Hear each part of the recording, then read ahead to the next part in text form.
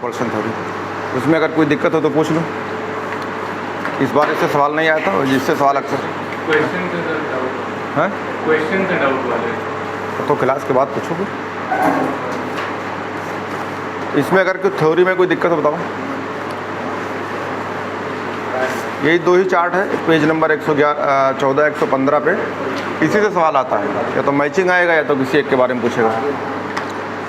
कुछ नहीं करना है, थ्योरी ही वही है कि अगर कोई आपका वैलेंस शेल है उसमें इलेक्ट्रॉन होगा, या तो इलेक्ट्रॉन बॉन्ड बनाए होगा या बॉन्ड के साथ लोन पेयर होगा या सिर्फ बॉन्ड बॉन्ड होगा, तो उनके बीच में रिपल्सन्स, और उसी रिपल्सन से आपको एक थ्योरी निकल आती है, रिपल्सन इंटरेक्शंस, लोन पेयर के बीच में रिपल्सन या लोन पेयर के बीच में रिपल्सन्स। ये सबसे लास्ट में होता है बॉन्ड पेयर के। इससे ही आपका ज्योमेट्री या शेप पता चलता है। यही थ्योरी है और इसी थ्योरी से जो है आपको एक्सप्लेन करना है। अब उसमें 5 पॉइंट था, अगर 5 पॉइंट आपको क्लियर नहीं है तो ये तो पता होना चाहिए। अब इसी से रिलेटेड जो है स्ट्रक्चर होगी और उस थ्योरी का नाम है, जिसका नाम है बैलेंस बॉन्ड थ्योरी। तो बीचों बीच में लिखो कोवैलेंट बॉन्ड, उसे 2 हिस्सों में डिवाइड करो।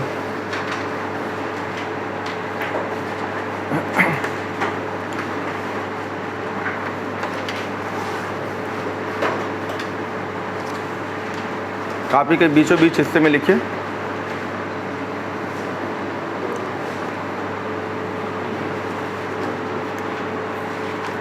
Covalent bonds. ये कोवैलेंट बॉन्ड ही चल रहा है।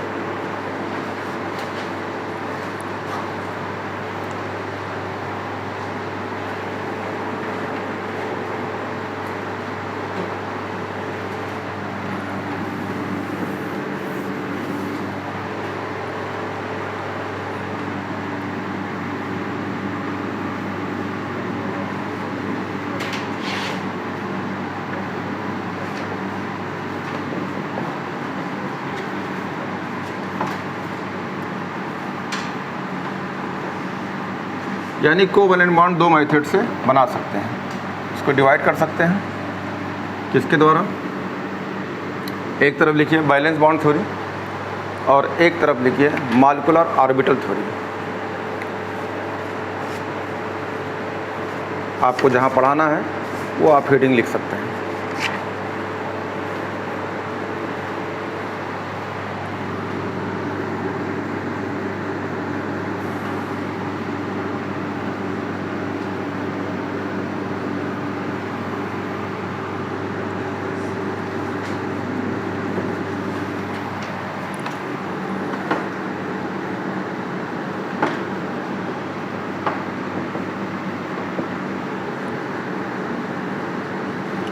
मॉलिक्यूलर ऑर्बिटल, इसे बोलते हैं MOT और इसको बोलते हैं BVT। तो इसको पढ़ना है फिर उसको पढ़ना है। इससे क्या कमी रहेगी कि उसको लॉन्च किया गया है, तो पहले इसको पढ़ाता हूँ फिर उसको बताता हूँ। तो हेडिंग लिखिए valence bond theory.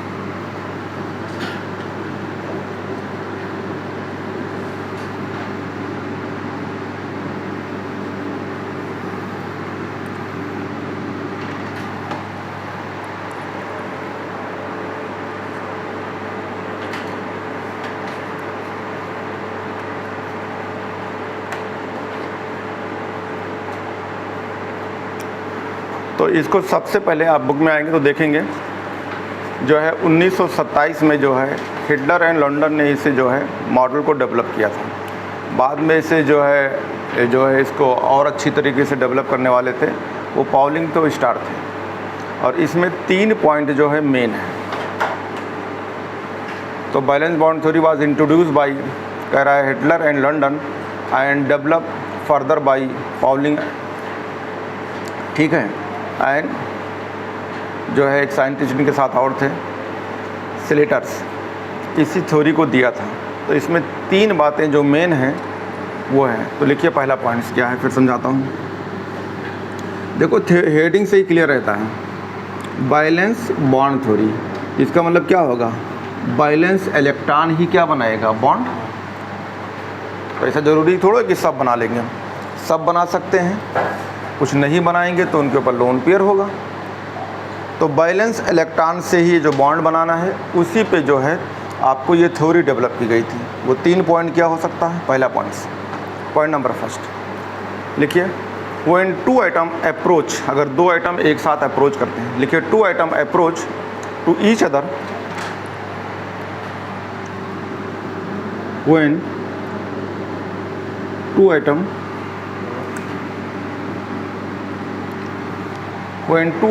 approach to each other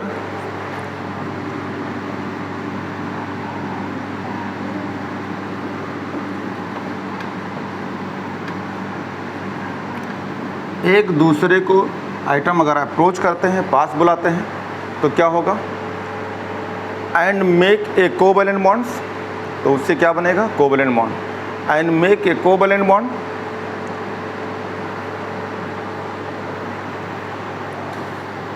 and make a covalent bond.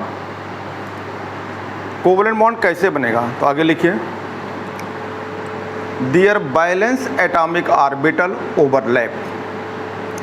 काम अलग लिख लो,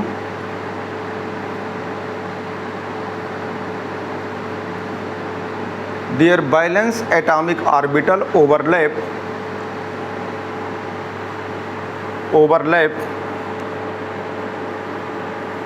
to give maximum electron density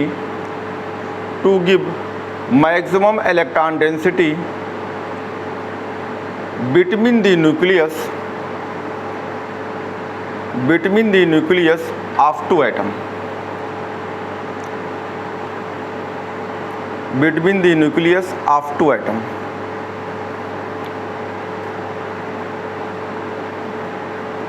between the nucleus of 2 atom. Point number second, अभी मैं इसको डायग्राम से समझाता हूँ। दूसरा लिखिए, in overlapping only unpaired atomic orbital can participate.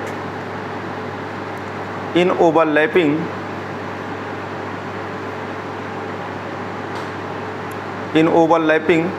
only unpaired atomic orbital can participate। In overlapping only unpaired atomic orbital can participate।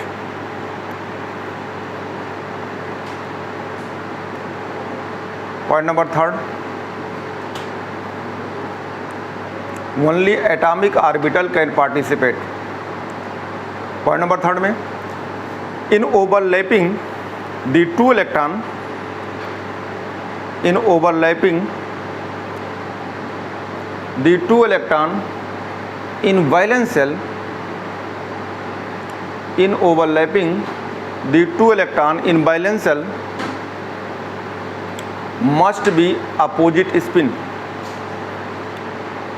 in overlapping the 2 electrons TWO2 2 electron in valence shell must have opposite spins,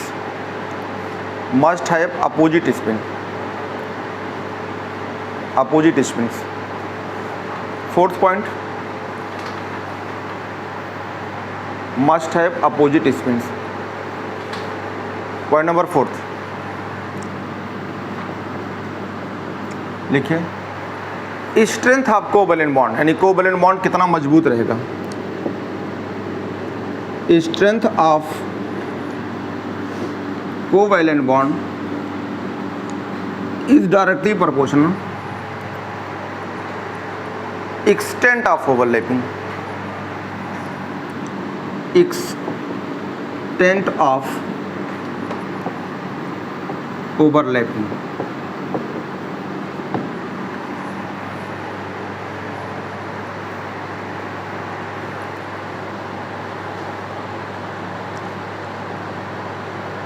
तो valence bond theory जो है, अभी तक हमने Lewis के बारे में पढ़ा, शेयरिंग कर लेते हैं तो बैलेंस इलेक्ट्रॉन शेयर कर लिया, कोवैलेंट बॉन्ड बन गया। अब धीरे धीरे क्या होता है ना, कोई चीज़ जैसे आप जो कोई भी काम होती है तो धीरे धीरे फिर बड़ा होती है, ऐसे ही धीरे धीरे थ्योरी ये बड़ी होती आ रही है। यानी कि जो है अभी आपने बैलेंस इलेक्ट्रॉन के बारे में पढ़ा, उनसे आपने डायरेक्ट बोला कि शेयर कर लेते हैं, और जो शेयर नहीं करते हैं वो लोन पेयर बन जाते हैं, शेयर करते हैं तो कोवेलेंट बॉन्ड कहलाता है। लेकिन ये भी बात सही नहीं थी। शेयरिंग से अच्छा है कि जो इलेक्ट्रॉन बैलेंस इलेक्ट्रॉन होते हैं, यानी बैलेंस सेल में होते हैं, वो ऑर्बिटल में होते हैं। तो बात सही आ गई। तो अगर आप एनसीईआरटी पलटेंगे तो अगले पेज पे ये लिखा हुआ है ऑर्बिटल, ये लिखा है ऑर्बिटल ओवरलैप कॉन्सेप्ट, यानी इसका मतलब बैलेंस बॉन्ड थ्योरी जो मेन थ्योरी है वो है ऑर्बिटल ओवरलैप कॉन्सेप्ट। तो इसमें क्या होता है, तो इसमें जो है कोई भी अगर किसी को लेते हैं, मिनिमम जो है 2 आइटम होना ज़रूरी है कोवेलेंट बॉन्ड बनाने के लिए, यानी एक एक इलेक्ट्रॉन की शेयरिंग मोड इस्तेमाल किया था। अब शेयरिंग इस्तेमाल नहीं करेंगे, आप इस्तेमाल कर रहे हैं ऑर्बिटल। तो मान लो सिंपल में अगर आप H2 बनाना है, आप क्लोरीन बनाना चाहते हैं, तो देखो इसमें क्या है, नॉन मेटल है, नॉन मेटल। तो सिंपली आपको एक्सप्लेन हो गया कि नॉन मेटल जो होते हैं कोवेलेंट बॉन्ड बनाते हैं। ठीक है, कैसे बनते हैं, उनके जो इलेक्ट्रॉन्स होते हैं बैलेंस इलेक्ट्रॉन शेयर कर लेते हैं, कोवेलेंट बॉन्ड बनते हैं। अब इस थ्योरी से इनको एक्सप्लेन करने जाना है। तो अगर 2 लोग बॉन्ड बनाएंगे तो दोनों लोग के पास इनका सेंटर होगा, और इलेक्ट्रॉन कहाँ होता है, स्फीयर में। इलेक्ट्रॉन जो होता है स्फीयर में। दरवाज़ा उसको बंद कर दिया, जब कूल नहीं करेगा फ़ायदा नहीं। बैठ जा बेटा। ठीक है, तो इलेक्ट्रॉन जो है कहाँ होता है, ये सेल के अंदर। तो आपको पहले दिन पहला लेक्चर पढ़ाया था, याद करिए, और उसी से आया था कि न्यूक्लियस होता है, न्यूक्लियस के अंदर न्यूट्रॉन प्रोटॉन होते हैं, और ये सेल होता है, सेल इनफाइनाइट होता है, उसके अंदर इलेक्ट्रॉन होते हैं। फिर सेल को मैंने एक्सप्लेन किया था, ये सेल होता है, सेल के अंदर सब सेल होते हैं, सब सेल के अंदर ऑर्बिटल होते हैं, ऑर्बिटल में इलेक्ट्रॉन होते हैं। जाके घर पे 20 बार पढ़ा करो अगर डॉक्टर बनना है तो, नहीं तो बता रहे घूमा करोगे पता नहीं चलेगा क्या होता है।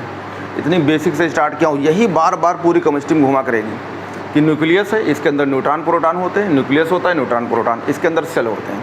कल भी यही पढ़ा गया था, कल भी ये पूरी थ्योरी खत्म हो गई थी कि सेल होता है और सेल में इलेक्ट्रॉन होते हैं, लेकिन यहाँ यूज होना है बैलेंस सेल्स, यानी आखिरी सेल के जो इलेक्ट्रॉन होंगे उसे बैलेंस इलेक्ट्रॉन। उन्हें क्या करना था, उनके बीच में रिपल्सन्स।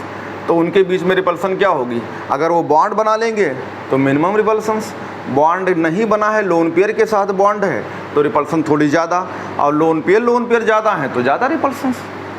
तो उन्हीं को जो मैंने थ्योरी में एक्सप्लेन किया, क्या एक्सप्लेन किया, कल की बातें बता रहा हूँ फिर।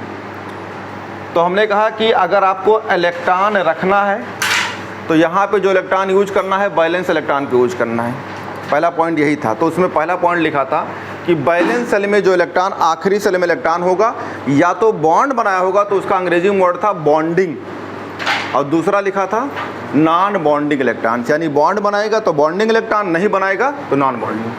फिर यही बात बोला कि अगर ये इलेक्ट्रॉन होंगे तो कहाँ होंगे, आउटर सेल में। तो आउटर सेल में तो किस फॉर्म में होंगे, स्फेरिकल। तो कल ये पॉइंट था कि ये स्फेरिकली होते हैं, और जहाँ रखे होंगे इसे बोलेंगे इलेक्ट्रॉन क्लाउड्स या नेगेटिव इलेक्ट्रॉन क्लाउड्स। इसका मतलब इलेक्ट्रॉन पे नेगेटिव चार्ज होता है और ये ज़्यादा होते हैं तो इलेक्ट्रॉन क्लाउड कहते हैं। फिर अगर इनको रखोगे चारों तरफ तो इलेक्ट्रॉन ऐसे दूरी पे रखो या बॉन्ड और लोन पेयर के साथ के रिपल्सन मिनिमम हो, तो आप डिस्टेंस बढ़ा दो, तो दूरियां बढ़ा दोगे। अगर लोन पेयर यहाँ रखा है तो यहाँ रख दो, तो रिपल्सन मिनिमम हो जाएगी। ये पॉइंट था। अगला पॉइंट, अगर आप शेयरिंग करके बॉन्ड बनाते हैं तो उसमें सिंगल बॉन्ड बनेगा या उसमें डबल बॉन्ड बनेगा या उसमें ट्रिपल बॉन्ड बनेगा। तो ये डबल या ट्रिपल बॉन्ड को हम लोग क्या बोलते हैं, मल्टीपल बॉन्ड्स। ये कल का वर्ड है मल्टीपल बॉन्ड, और इस मल्टीपल बॉन्ड को हम कैसा कंसीडर करेंगे, एज ये सिंगल बॉन्ड यानी सिग्मा बॉन्ड को। तो इसमें जो है सिग्मा को लेंगे, पाई को नहीं लेंगे, सिग्मा को लेंगे, पाई नहीं लेंगे, और इनसे बॉन्ड बनाया और इस पर ट्रिक दिया कि आपको स्ट्रक्चर कैसे बनाना है। तो थ्योरी अलग बताया, ट्रिक अलग बताया। अब जो है वो थ्योरी बहुत अच्छी नहीं थी। क्यों नहीं अच्छी थी, आपसे कोई पूछेगा कि यार इलेक्ट्रॉन तो सेल में होता है लेकिन सही में ऑर्बिटल में होता है, तो आप तो बैलेंस इलेक्ट्रॉन कर रहे हैं। और कहानी यहाँ पलट गई जब ये थ्योरी आई कि नहीं, इलेक्ट्रॉन होता है ऑर्बिटल में और ऑर्बिटल जाके ओवरलैप करता है। तो जब ओवरलैप करता है तब बॉन्ड बनता है। तब इसका मतलब है कि balance cell electron pair repulsion theory एक लिमिटेड रह गई कि आप उससे ज्योमेट्री बना लो, अच्छी बात है, लेकिन जो कोवैलेंट बॉन्ड बना रहे हो बहुत अच्छा एक्सप्लेनेशन नहीं है। तो अच्छा एक्सप्लेनेशन क्या हो गया, ये आ गई। अब इस थ्योरी को फिर वहीं चल रहे हैं लेके कि मान लो हाइड्रोजन है तो हाइड्रोजन के पास न्यूक्लियस होगा, ये 2 हाइड्रोजन है तो एक ये हो गया, एक ये हो गया। इसके पास न्यूक्लियस होगा और न्यूक्लियस के बाहर सेल होता है तो इसमें इलेक्ट्रॉन होता है, तो ये इलेक्ट्रॉन होगा। इलेक्ट्रॉन कहाँ होगा, ऑर्बिटल के अंदर। तो जब देखो ये दूसरे क्या करेंगे, एक दूसरे अप्रोच करेंगे। जैसे मान लो कहीं गांव देहात में अगर रिश्ता उस्ता शादी बॉन्ड बनाना होता है तो नाव धोबी भेज देते हैं कि जाओ भैया फलनवा खें जाओ। अब मान लो जाकर उसने कहा तो मान लो एक दूसरे के न्यूक्लियस यानी उनके जो है उसके गार्जियंस अगर पास पास आएंगे तब तो बॉन्ड बनेगी, नहीं वो अट जाए। अबे हम तो फलनवा हैं, हमारी स्टेटस बहुत है, हम तो फला राजा से मैच करते थे, तुम कहा वो तो भी है, वो फलनवा है, यानी बताए वो भला है, तेली है, धमकवा है, ये है, हमारा कहाँ बॉन्ड बनेगा। तो न्यूक्लियस क्या हुआ है, उसके तरफ नहीं जा रहा है, तो बॉन्ड बनेगी क्या। सुन लो, बहुत देहाती में समझा रहे हो, अब इधर सुनना स्टार्ट करूँगा, नहीं तो जाके घर पे रिवीजन करा करो, खाली हमें नहीं चिल्लाना है। तो न्यूक्लियस जब तक एक दूसरे के पास नहीं आएगी तब तक ओवरलैपिंग नहीं हो सकती, बॉन्ड नहीं बन सकता है। तो पहला पॉइंट था कि भैया जो इलेक्ट्रॉन हो, ये इलेक्ट्रॉन हो कहाँ रखे हो, ये ऑर्बिटल के अंदर। तो देखो डब्बा बनाया था पहला लेक्चर से। तो पहला पॉइंट, इलेक्ट्रॉन कहाँ होगा, ऑर्बिटल में। एक इलेक्ट्रॉन अगर क्लॉकवाइज है तो दूसरा कैसा होगा, एंटी क्लॉकवाइज। ये लाइन लिखाया था, इसी में एक पॉइंट लिखा हुआ है कि अपोजिट स्पिन्स। कोवैलेंट बॉन्ड बनाना है तो उसमें पहला एक कोई पॉइंट लिखा होगा कि इलेक्ट्रॉन कैसे हो, अनपेयर्ड में हो, और साथ में कैसे हो, अपोजिट स्पिन। जैसे मान लो माला पहनाना हो तो 2 पार्टी होती है ना, तो एक क्या करे, अपनी खोपड़ी नीचे कर ले, पैर ऊपर कर ले, और एक का खोपड़ी रहे तो पैर से माला पहनाए। नहीं समझ पा रहा हो भाई, मान लो अगर फिल्मी दुनिया में ये काम हो जाए तो भी लोग आम कर देंगे इस चीज़ को, लेकिन नहीं कि भैया खोपड़ी एक का, अभी तो कैसा ला, दोनों खोपड़ी कैसी होती है आमने सामने ना, अब ऐसा कर दे, एक खोपड़ी नीचे और एक का पैर ऊपर, तो पैर से खोपड़ी पहनाओ माला। यहाँ भी ऐसे होता है। एक इलेक्ट्रॉन कैसा होगा, ये भी कैसा है, अनपेयर्ड, ये भी कैसा है, अनपेयर्ड। कहाँ बैठा है, सेल के अंदर। पहले कौन अप्रोच करेगा, न्यूक्लियस। अब मान लो न्यूक्लियस अप्रोच ही ना करे, यही लोग खाली अप्रोच करे तो भी टिकाऊ नहीं होता। तो घर वाले बोलते जाओ अपने हिसाब से कियो तो अपने हिसाब से रहो, तो मजबूती रहेगी क्या, नहीं रहेगी। तो मजबूती कब होगी, जब न्यूक्लियस एक दूसरे के पास पास आए।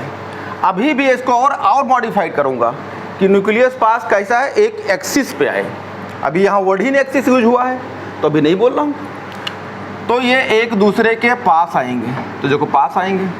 इसमें इलेक्ट्रॉन कैसा हो, एक हो क्लॉक तो दूसरा कैसा, एंटी क्लॉक। अब मान लो कोई बॉन्ड बनाना चाहता, पहले से बॉन्ड बनाए हो और फिर बॉन्ड बनाए तो क्या होगा, जान पाएंगे तो क्या करेंगे, मोटा मोटा लाठी डंडा फिर धोते हैं कि नहीं धोते हैं। तो यहाँ भी इलेक्ट्रॉन कैसा होना है, पहले से बॉन्ड बनाए हो, पेयर में हो या सिंगल सिंगल हो, सिंगल सिंगल। तो पहले बैलेंस बॉन्ड थ्योरी का पहला पॉइंट है, जो बॉन्ड बनाने जाएंगे उनके ऑर्बिटल इलेक्ट्रॉन कैसे हो, सिंगल सिंगल। फिर उसमें क्या बोलोगे, एक दूसरे कैसे हो, अपोजिट स्पिन, एक का क्लॉकवाइज तो दूसरा एंटी क्लॉकवाइज। क्लियर हो गया। ये बॉन्ड बनाने जा रहा हूँ, न्यूक्लियस ने अप्रोच किया कि हाँ मामला ठीक है तो ये बॉन्ड बनेगी, ठीक। तो अब जब ये पास पास आएंगे तो हम देखो हम क्या करते हैं ना, हम लोग इस डब्बे को नहीं दिखाते हैं कि ये रहा डब्बा और दूसरा रहा डब्बा है, एक डब्बा दूसरे डब्बे में मिल गया, अच्छा नहीं लगता है। तो हम लोग क्या दिखाते हैं कि भैया ये लोग ओवरलैपिंग करें। अब ऐसा मामला सही है तो ये एक दूसरे के पास जा रहे हैं, तो पास जाएंगे तो क्या करें, ओवरलैप करें। तो ये ओवरलैपिंग हो गया, ये मिल गए। तो देखो ये है न्यूक्लियस, ये है न्यूक्लियस। जब एक दूसरे के पास करेंगे, आपने देखा होगा दोस्ती लोग करते हैं, ऐसे उंगली दिखा देते हैं, जब दोस्ती हो गई ऐसे दोस्ती हो, ये दोस्ती चलती है क्या आजकल हम देखते हैं, क्या हाल चाल है, ठीक है, ऐसे उंगली दिखा दिया निकलेगा। तो ये कैसा है, टिकाऊ है क्या, नहीं। कैसा दोस्ती हो, एक बार पकड़ लो तो फिर छोड़ भी ना पाएँ। तो देख लो ये ओवरलैपिंग, ये भी सवाल आया था जेई में, ऐसे था ये ओवरलैपिंग करना चाहते हैं, बताओ ओवरलैपिंग किस में अच्छा है। तो आप क्या कहेंगे, ओवरलैपिंग किस में अच्छा है, ये है। तो ध्यान दीजिएगा, ये भी कभी भी कोई भी सवाल किसी फॉर्म में आ सकता है। तो ये जो है ओवरलैपिंग हो गई। तो देखो जब ओवरलैपिंग हुई यानी ये ऑर्बिटल ओवरलैप किया है, लेकिन हम ऑर्बिटल को नहीं दिखाते हैं, हम मानते हैं कि ऑर्बिटल में इलेक्ट्रॉन ये तो है ही है, एक क्लॉक एक एंटी क्लॉक, ओवरलैपिंग हो गई। ओवरलैपिंग हुई तो बताओ इलेक्ट्रॉन डेंसिटी कहाँ ज़्यादा है, ये बीच में ना, तो कैसे बोलोगे, इस न्यूक्लियस और इस न्यूक्लियस के बीच में इलेक्ट्रॉन डेंसिटी मैक्सिमम होती है। लाइन लिखाया था, क्या लिखाया था, जब ओवरलैपिंग होगी तो इलेक्ट्रॉन डेंसिटी कहाँ होती है, दो न्यूक्लियस के बीच में। अरे लिखा होगा ये पॉइंट्स, तो सही बात है। जब दो लोग मिलेंगे तो देखो जैसे न्यूक्लियस थोड़ा मिलेगी, न्यूक्लियस तो एक दूसरे के पास जा रही है, इलेक्ट्रॉन कहाँ है, न्यूक्लियस से दूर में है। तो जैसे जैसे ये न्यूक्लियस पास में आपके आएंगे उससे ही पहले क्या होगा, ओवरलैपिंग हो गई। अब ओवरलैपिंग हो तो कैसा हो, अच्छा वाला। जैसे हमारे यहाँ के प्रधानमंत्री जाते हैं तो दूसरे देश के पकड़ लेते हैं, छोड़ते नहीं जल्दी, तो छुड़ाता है, भैया छोड़ो भैया, गले पड़ रहे हो, गले मिल रहे हो। तो यहाँ अगर आपकी ओवरलैपिंग अच्छा हुई, एक्सटेंट ऑफ ओवरलैपिंग, एक्सटेंट का मतलब देखो इसमें कौन सा एक्सटेंट हुआ है, अच्छा कौन हुआ है, फैल के पकड़ ले, तो फैल के कौन पकड़ा, यही तो अच्छा ओवरलैपिंग किसमें है, ये। तो जब ओवरलैपिंग अच्छा होगी तो ये बताओ बॉन्ड कैसा रहेगा, मजबूत रहेगा, मजबूत रहेगा। तो यही पॉइंट है बैलेंस बॉन्ड थ्योरी कि अगर आपको ऑर्बिटल ओवरलैप कर रहे हैं तो ऑर्बिटल में जहाँ जिस सेल में इलेक्ट्रॉन होगा उसका उस आइटम के न्यूक्लियस एक दूसरे के पास आए। अब जब पास आने लगे तो ऑर्बिटल में जो इलेक्ट्रॉन बैठा हो वो सिंगल सिंगल हो, एक क्लॉकवाइज दूसरा एंटी क्लॉकवाइज। अब जब ये मिले तो बहुत अच्छी तरीके से मिले, और यही कॉन्सेप्ट अब हो गई ओवरलैपिंग ऑर्बिटल कॉन्सेप्ट। अभी क्या था, बैलेंस इलेक्ट्रॉन के बैलेंस सेल में जो इलेक्ट्रॉन था वो शेयरिंग कर रहा था, नहीं समझ में आ रहा है। अरे क्या करते थे, उठा के जोड़ दिए, बॉन्ड बना दिए, बॉन्ड बना दिए। अब वो थ्योरी कहाँ सही रह गई, सही थ्योरी क्या हो गई इस टाइम जो पढ़ा रहे हैं वो कौन सा थ्योरी है कि भैया बैलेंस सेल में जो इलेक्ट्रॉन है उसका ऑर्बिटल जाता है शेयर करने, और शेयरिंग भी नहीं होती है, ओवरलैपिंग होती है, मिलते हैं तब बॉन्ड बनता है। ये बात क्लियर हुआ। अब ये बताओ जब ये ओवरलैपिंग होगा तो इससे क्या बन सकता है, सिंगल बॉन्ड। तो सिंगल बॉन्ड क्या कहोगे, सिग्मा कह दो, तो कोवैलेंट बॉन्ड बनेगा, क्या कहलाएगा, सिग्मा बॉन्ड। अगर उसमें ओवरलैपिंग होती है, दो बॉन्ड बनता है तो एक सिग्मा और एक पाई होगा, तो कोवैलेंट बॉन्ड तो है। तो अगर आपसे पूछा जाए कोवैलेंट बॉन्ड कौन कौन होते हैं, तो आप कहेंगे कोवैलेंट बॉन्ड सिंगल भी होता है, कोवैलेंट बॉन्ड डबल होता है, कोवैलेंट बॉन्ड ट्रिपल होता है। अब कोवैलेंट बॉन्ड को और सिंपलीफाई पढ़ना चाहते हैं तो कहेंगे कोवैलेंट बॉन्ड अगर सिंगल है तो सिग्मा, कोवैलेंट बॉन्ड अगर डबल है तो सिग्मा पाई, और कोवैलेंट बॉन्ड अगर ट्रिपल है तो इसमें एक सिग्मा दो पाई। अब किसी से पूछो भैया बॉन्ड पढ़े हो, हाँ पढ़े हैं, कौन सा बॉन्ड, 1 2 3, और क्या पढ़े हो, सिग्मा पाई, और कौन से पढ़े हैं, केमिकल बॉन्डिंग बॉन्ड। अरे पूछो तो इतना बढ़िया जवाब देते हैं कि लगता है कि कहाँ से पढ़ के आए हैं। तो आपको सही सही बोलना है। अब सिंगल डबल ट्रिपल बोल दिया यह बॉन्ड होता है, सिग्मा पाई बॉन्ड बोल दिया तो भैया सिग्मा पाई बॉन्ड कौन से बॉन्ड है ये तो नहीं जानते हैं। तो ये सब कोवैलेंट बॉन्ड हैं, और अभी कोवैलेंट बॉन्ड पढ़ाया था, अब यही कोवैलेंट बॉन्ड चलता रहेगा केमिस्ट्री भर में। तो ये आपके सिंगल डबल ट्रिपल बॉन्ड सब कोवैलेंट बॉन्ड हैं। और कोवैलेंट बॉन्ड को और एक्सप्लेन करना चाहोगे तब आप कहोगे कि जो है ये जो है आप सिग्मा पाई में कर सकते हैं, तो ये कोवैलेंट बॉन्ड है, ठीक है। तो आप चाहो तो डायग्राम बना सकते हो, ये लास्ट वाला कि अगर आप हाइड्रोजन लेना चाहते हैं तो ये ओवरलैपिंग होगी। ये लास्ट पॉइंट था, strength of covalent bond, extent of overlapping. और ये कहाँ लिखा हुआ है, एनसीईआरटी पे आइए, और एनसीईआरटी पे लिखा है ऑर्बिटल ओवरलैप कॉन्सेप्ट। घर से पढ़ पढ़ के आया करिए, अगर पूरी एनसीईआरटी याद करना चाहते हो तो। और इस पे क्वेश्चन देखो कहाँ कहाँ मिलेगा, यहाँ तो पढ़ाएंगे, आप पढ़ाएंगे कोऑर्डिनेशन कंपाउंड, तो कोवैलेंस कोऑर्डिनेशन कंपाउंड में भी बैलेंस बॉन्ड थ्योरी बहुत अच्छी तरीके से है। जब आपको स्प्लिटिंग पढ़ाएंगे, क्रिस्टल फील्ड स्प्लिटिंग थ्योरी, वहाँ फिर ये यूज करेंगे, ठीक है। तो इसके जो है 4 पॉइंट थे बैलेंस बॉन्ड थ्योरी के, और चारों पॉइंट में आपको जो है ये चीज़ें मिल गई। अब आगे इसके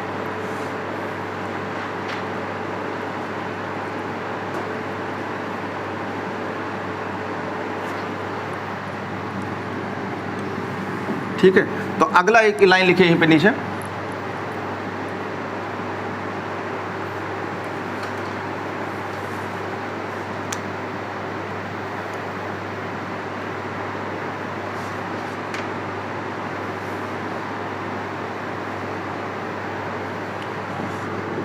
ऐसे लिखिए कोवैलेंट बॉन्ड।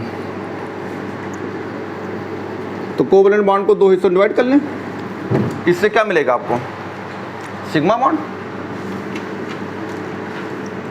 तो सिग्मा को आप सिग्मा कहते हैं। इसमें ही क्या मिलेगा आपको? पाई बॉन्ड्स, इसे बोलेंगे पाई। तो ये सिग्मा बॉन्ड हो जाएगा, आपका पाई बॉन्ड होगा। अभी इनको भी डिटेल पढ़ाएंगे, अभी कैसे बनते हैं अभी तो आपको सिंपल बता रहे हैं। किताब पे आइए, ऑर्बिटल कॉन्सेप्ट पे आइए। अभी इसको पूरा पढ़ेंगे, लेकिन अभी जब एक साथ पढ़ेंगे तो आपके नहीं समझ में आएगा, पहले आप कुछ सिखा लें आपको तब बताएं। तो देखो लिखा हुआ है in the formation of hydrogen molecule, इन्होंने भी हाइड्रोजन लिया है और मैंने तो हाइड्रोजन क्लोरीन किसी को भी ले लो, ठीक है। तो हेडिंग लिखा हुआ है ऑर्बिटल ओवरलैप कॉन्सेप्ट, सबको मिला? उसमें आइए, आपको बनाना है, सबसे सिंपल बनाना है H2 या Cl2 या Br2 किसी को बना दो, यानी नॉन मेटल को लेके बनाना है। क्लियर? अगला पॉइंट्स क्या लिखा है? In the formation of hydrogen molecules लिखा हुआ है there is a minimum energy state when 2 hydrogen atom are so far that their atomic orbital undergo, लिखा है पार्शियल इंटरप्रिटेशंस हियर। अच्छा बताओ, देखा होगा जब किसी की बॉन्ड बनानी होती है तो उससे पूछते हैं भैया जो है अब तुम टाइम आ गया है, अब खूंटे में बांध दें, तो वो कुछ नहीं बोलेगा, सिर नीचे कर लेगा ऐसे या हल्का सा मुस्की मारेगा। अगर वो कहे कूद जाएंगे, फांद जाएंगे, अभी जाके जान दे देंगे, आज पंखा पे लट जाएंगे, तो बॉन्ड बनेगी क्या? तो बॉन्ड किसकी बनती है? एनर्जी ज़्यादा वाले या कम वाले की? ज़्यादा वाले। कौन बोला है? खोए होगा इतना देहाती में पढ़ाने के बाद भी पता नहीं कहाँ बैठे आके। अगर जिस तरह हम पढ़ा रहे हैं ना, अगर हमें कोई पढ़ाया होता तो हम दुनिया को मुट्ठी में कर लेते हैं। इतनी देहाती में पढ़ा रहे हैं, पता नहीं कहाँ नहा के नहीं आते चले जाते इसे। अबे किस इस चीज़ को मैं एक लाइन में बोल के आगे निकल जाऊँ? मैं चाहता हूँ कि तुम कुछ करो, नहीं तो घूमा करोगे। लोग तुरंत ही बोलते हैं आओ एक मशीन बनी, डाल के निकाल के डॉक्टर बना देते हैं। पता नहीं क्या कर रहे थे तुम। देखो एक पॉइंट बोलने के लिए 10 मिनट से बोल रहा हूँ इसी चीज़ को बार बार कि मतलब मेरी बात को सुनो, नहीं तो एग्जाम में लाइन लिखा रहेगा, कुछ कर नहीं पाओगे। और मैं लाख लाख बोलूँगा कि मैं पढ़ाया हूँ, ये लाइन लिखा हुआ ये पढ़ा है, लेकिन तुम कुछ नहीं कर पाओगे। इसलिए एकदम दिमाग खुला रख रहे हैं, क्योंकि एनर्जी जिसकी कम होगी उसी की बॉन्ड बनेगी। अगर वो भाग रहा है, कूद रहा है, मान लो गलती से अभी कोई बॉन्ड बना दे और फांसी लगा ले वो, या जो है अपने को जला ले, तो बॉन्ड मजबूर रहेगी क्या? तो बॉन्ड किसकी बनती है? जो एकदम झुक जाता है, बोलते नहीं, शर्मा गया, खोपड़ी नीचे कर लिया, तो पता चल जाता है कि भैया अब इंडिकेशंस आ रहा है, यानी अब ये बता रहा है कि हमारी बॉन्ड बना दो, अब ज़िंदगी में कुछ नहीं करना है। तो यहाँ भी यही, तो क्या लाइन लिखा हुआ था? बॉन्ड किसकी बनेगी? क्या लिखा हुआ है? कह रहा है there is minimum energy states, यानी जो बॉन्ड बनाने जाएगा उसकी एनर्जी कैसी होनी चाहिए? कम, यानी मिनिमम एनर्जी होना चाहिए। तो एनर्जी मिनिमम होगी तभी तो बॉन्ड बनेगी। तो अगर मान लो 2 हाइड्रोजन आइटम है, इन बॉन्ड बनाना चाहते हैं, तो आप क्या बोलेंगे? इन दोनों की एनर्जी क्या हो? मिनिमम। अगर एक कूद फान करेंगे तो भागते रहेंगे, फिर बॉन्ड थोड़ा बनेगी। तो मिनिमम एनर्जी स्टेट होना चाहिए। कह रहा है कि state when 2 hydrogen item so near that atomic orbital undergo. अब क्या होगा? जब एनर्जी कम होगी तो दोनों हाइड्रोजन का आइटम क्या करेंगे? उनके ऑर्बिटल क्या आएंगे? एक दूसरे के पास आएंगे। और जो पेनिट्रेशन वर्ड होती है ये कुछ नहीं है, ये क्या होता है? ओवरलैपिंग। जब कोई मिलेगा, जब उसके एक दूसरे के ऊपर जाएगा तो क्या कहेंगे? पेनिट्रेट कर दिया, यानी सुराग बना दिया। तो यहाँ वर्ड से मतलब नहीं है, मतलब है ये। तो जब 2 ऑर्बिटल एक पास में जाएंगे, न्यूक्लियस पास पे आएंगे, तो उनके ऑर्बिटल एक दूसरे से मिल जाएंगे, और ऑर्बिटल एक दूसरे से मिलेंगे तो इसका एक वर्ड यहाँ यूज किया गया है जिसका नाम है, देखो पार्शियल क्या है? इंटरपेनिट्रेशन। इसका मतलब पूरा पूरा घुस जाएगा, पूरा पूरा मिलेगा, या पार्शियल मिलेगा? पार्शियल मिलेगा। ये देखो एक कोना मिला है तो इसे पार्शियल मिलते हैं, यानी पार्शियल मिलेंगे। अगला इसी में कह रहा है this partial merging of atomic orbital is called overlapping. है देखो बाद में उसी को क्या बोला, इसी को हम क्या वर्ड यूज करेंगे? ओवरलैपिंग्स।